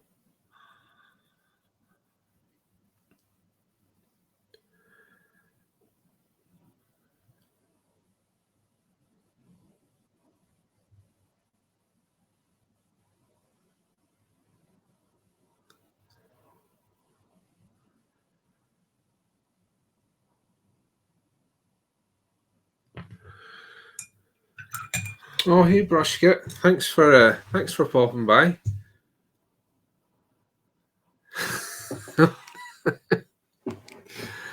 So 6 hours on the whiskey golem. Well, you know what? He's going to look beautiful because of it. So, but yeah, no,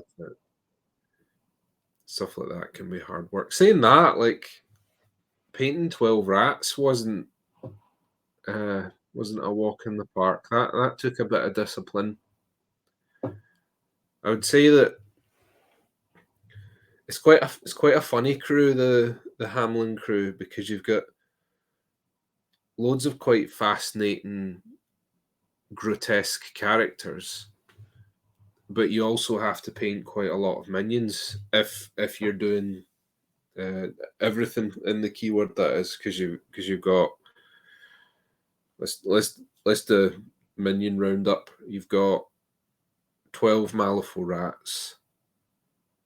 You've got 2 rat kings. It's 14. You've got the 3 winged plagues. It's 15. Then you've got the 2 rat catchers. So you get 17 in the crew that's just minions. And like, to be fair, that the rat catchers to me don't really feel like minions as far as painting goes, because they're 2 quite distinct characters in their own right, and I mean they're really characterful. I'm quite excited to paint those guys. But yeah, it's a lot of minions. Old slow tiger. No, Blaze the Winged Ones. I'm going to paint them anyway because they're there, but I wasn't planning on using them myself. Just hordes and hordes of rats, and then possibly hodgepodge effigy, just because I really like the effigy models, and I'll maybe take the upgrade so that he can turn into the emissary, because that's fun, having something evolve in the middle of a game. Yeah, I can't answer that one, Old Slow Tiger, because I have not played any of 3rd edition Malifaux. I've not played any of Malifaux yet, actually. Purely a painter at the moment, hoping to get some stuff to the field. But they're, given how many models have abilities that can get rats on the field, I imagine that you could quite easily get quite a lot there.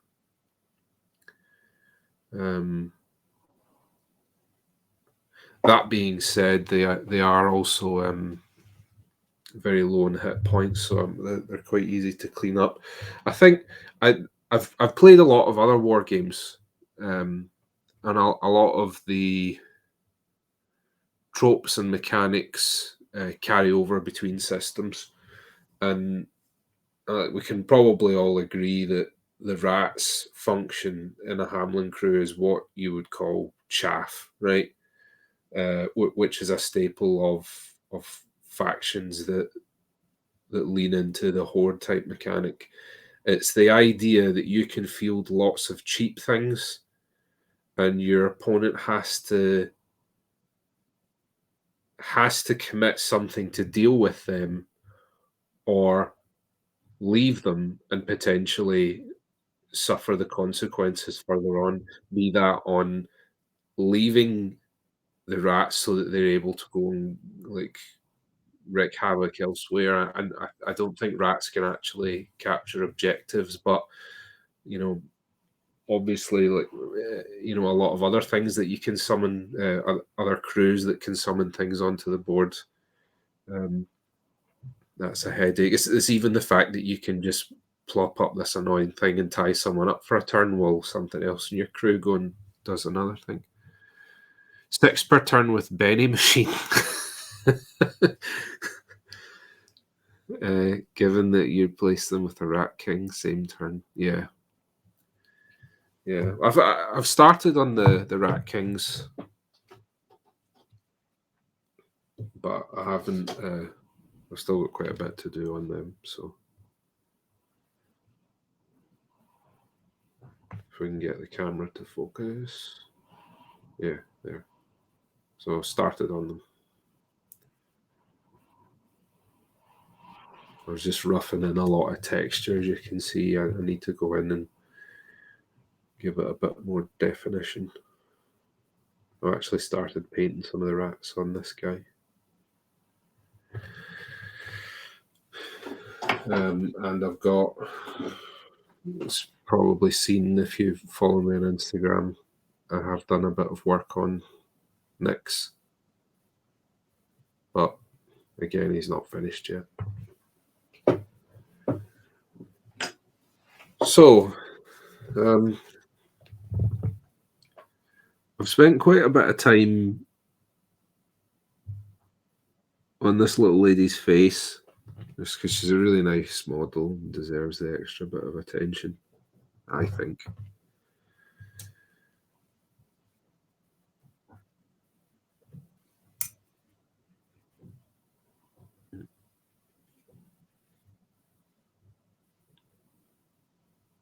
But what I'm trying to do is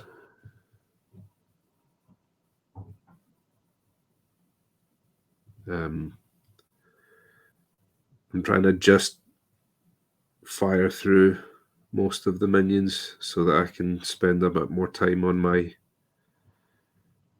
henchmen and enforcers, the like.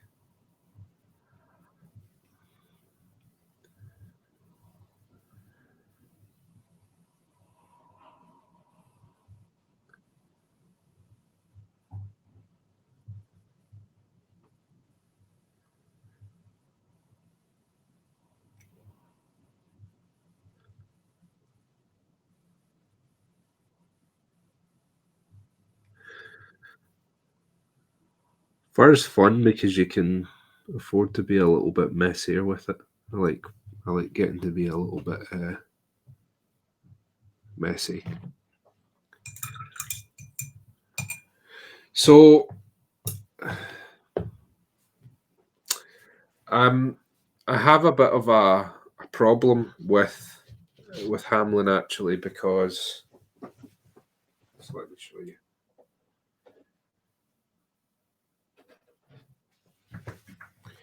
So I've just popped him onto a little plastic base for painting just so I can readily access the whole model.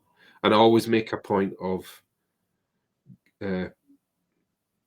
so he's just super glued onto this so I can just snap him off when he's done. But I try and make a point of getting as small a base as possible to stick a model on to paint just so that it's easy for me to access as much of the model as possible. Because obviously being the crew leader, I want to really go to town with this guy. I did build the spell. I did a similar thing where I've plonked it in the base. However, what I didn't realise is that he goes on a 30mm base. And I went and used the base for Nyx to build him this. I'm really annoyed because I spent quite a bit of time planning and building this. So the idea was going to be that the spell would be sort of hurtling round the corner, like a big gross tidal wave, and I was going to do some water effects along the bottom here and do some like gross moss hanging down the side. The idea is that when all the bases are together, they form this sort of diorama, as it were, and it's basically a collapsing sewer. So I've got some of the sculpted bases, as you can see on the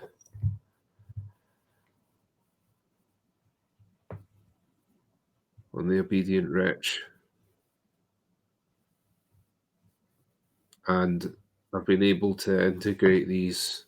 If you go onto my Instagram, you can see some of the bases that I built for the rats. I'll quickly grab one. Still here, still here. Just go into the cabinet.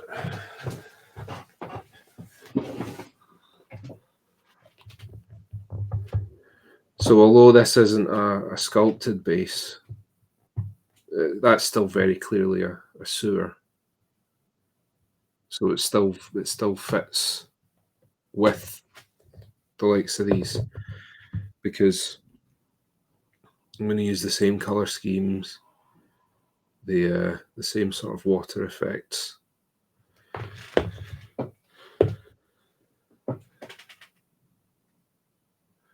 I think the Rat King maybe, but I've already built bases for the Rat Kings, so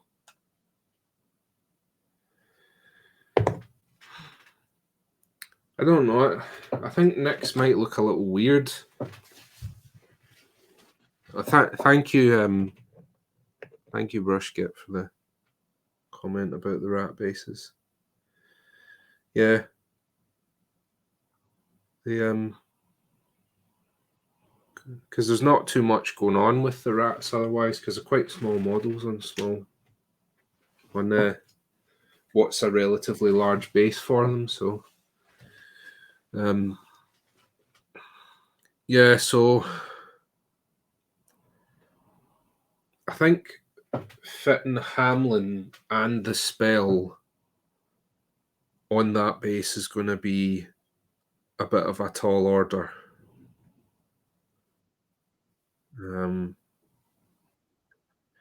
Unfortunately, he can't go on a base that size. But part of me has been wondering, do I just commit to it and just have Hamlin on the pretty base? But the whole idea with this project, because I've got lots of odd models from the Malifaux range here and there that I've just painted just for fun. Like they're probably never gonna go to the gaming table. But so the idea with this plague keyword project was that I was going to work on an entire crew to get ready for the tabletop, because I don't have a Malifaux crew game ready. So it does mean that either Nyx is going to go on that base, like D Hunter suggested, or pull off, start again.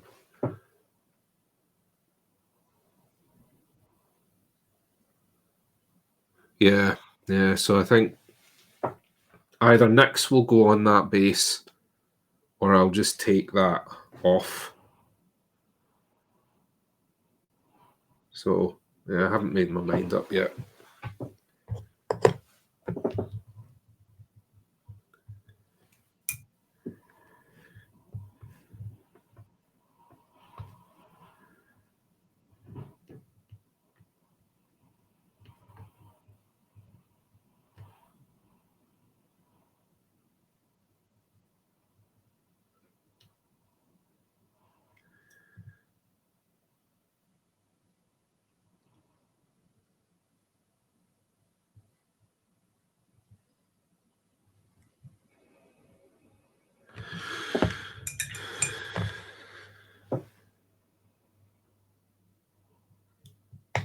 No worries. Well, I'll be finishing up just shortly, so I won't be back. But thanks for popping in. I'll be back next Wednesday, same time, and I think I might be painting some rat catchers or some winged plagues. I haven't made my mind up yet. But thanks for popping by. Thanks for chatting. Make sure you go follow Brushkit on Instagram if you're listening. You're looking for people to follow. Brushkit's a phenomenal painter.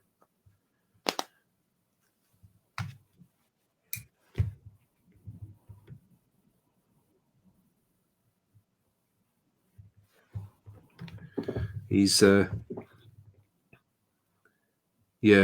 I was going to that. Well, it's not just the Malosaurus Rex. That Malosaurus Rex as a whole. That's my favorite Malosaurus Rex so far.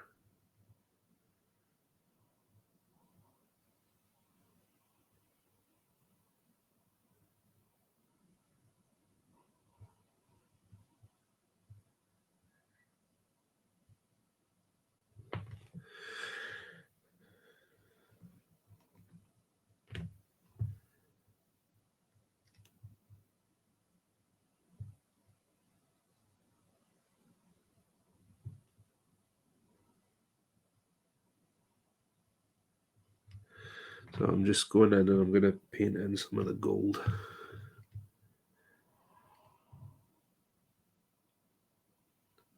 Since we're probably going to be winding up shortly, don't want to start anything too elaborate.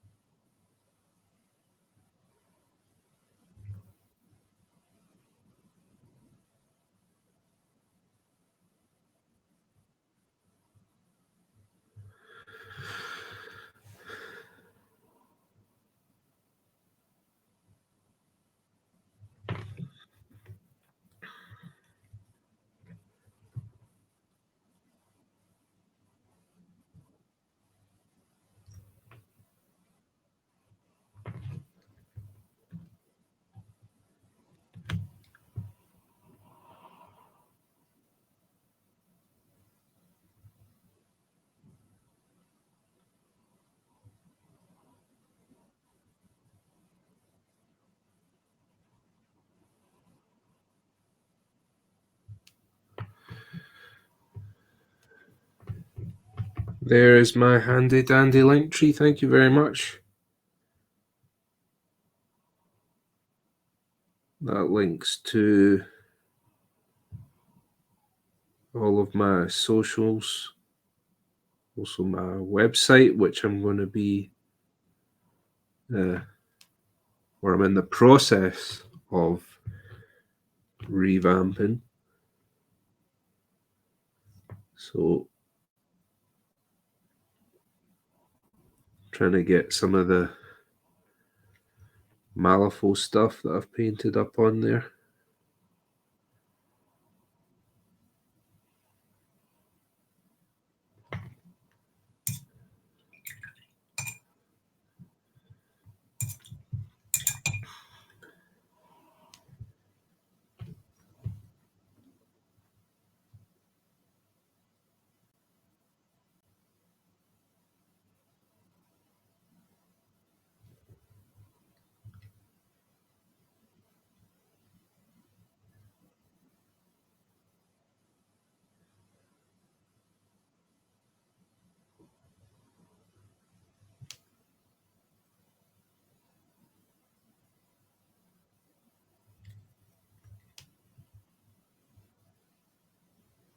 So I'm just using, just as a getting ready to finish up, I'm just using a little bit of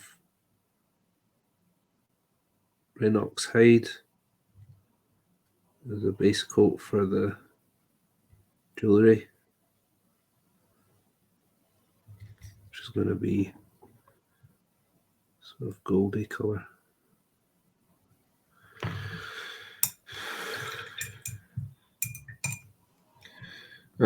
Just quickly, a little cool thing about that is you've got gold earring, and then you've got gold down here. So what that means is you've got this cool little triangle going on that's going to help to pull focus towards the center of mass. So it's actually a really cool little sculpt in lots of different ways. Been very well thought out. So face is looking good, I think. I'll probably take some pictures and have a better look at that. But I think, look, for tabletop, it's looking pretty good. I think this cheek might need tidied up a bit. It's a wee bit messy. Anyway, guys, that is it from me this week. Eleanor and Jess will be back tomorrow. Double feature.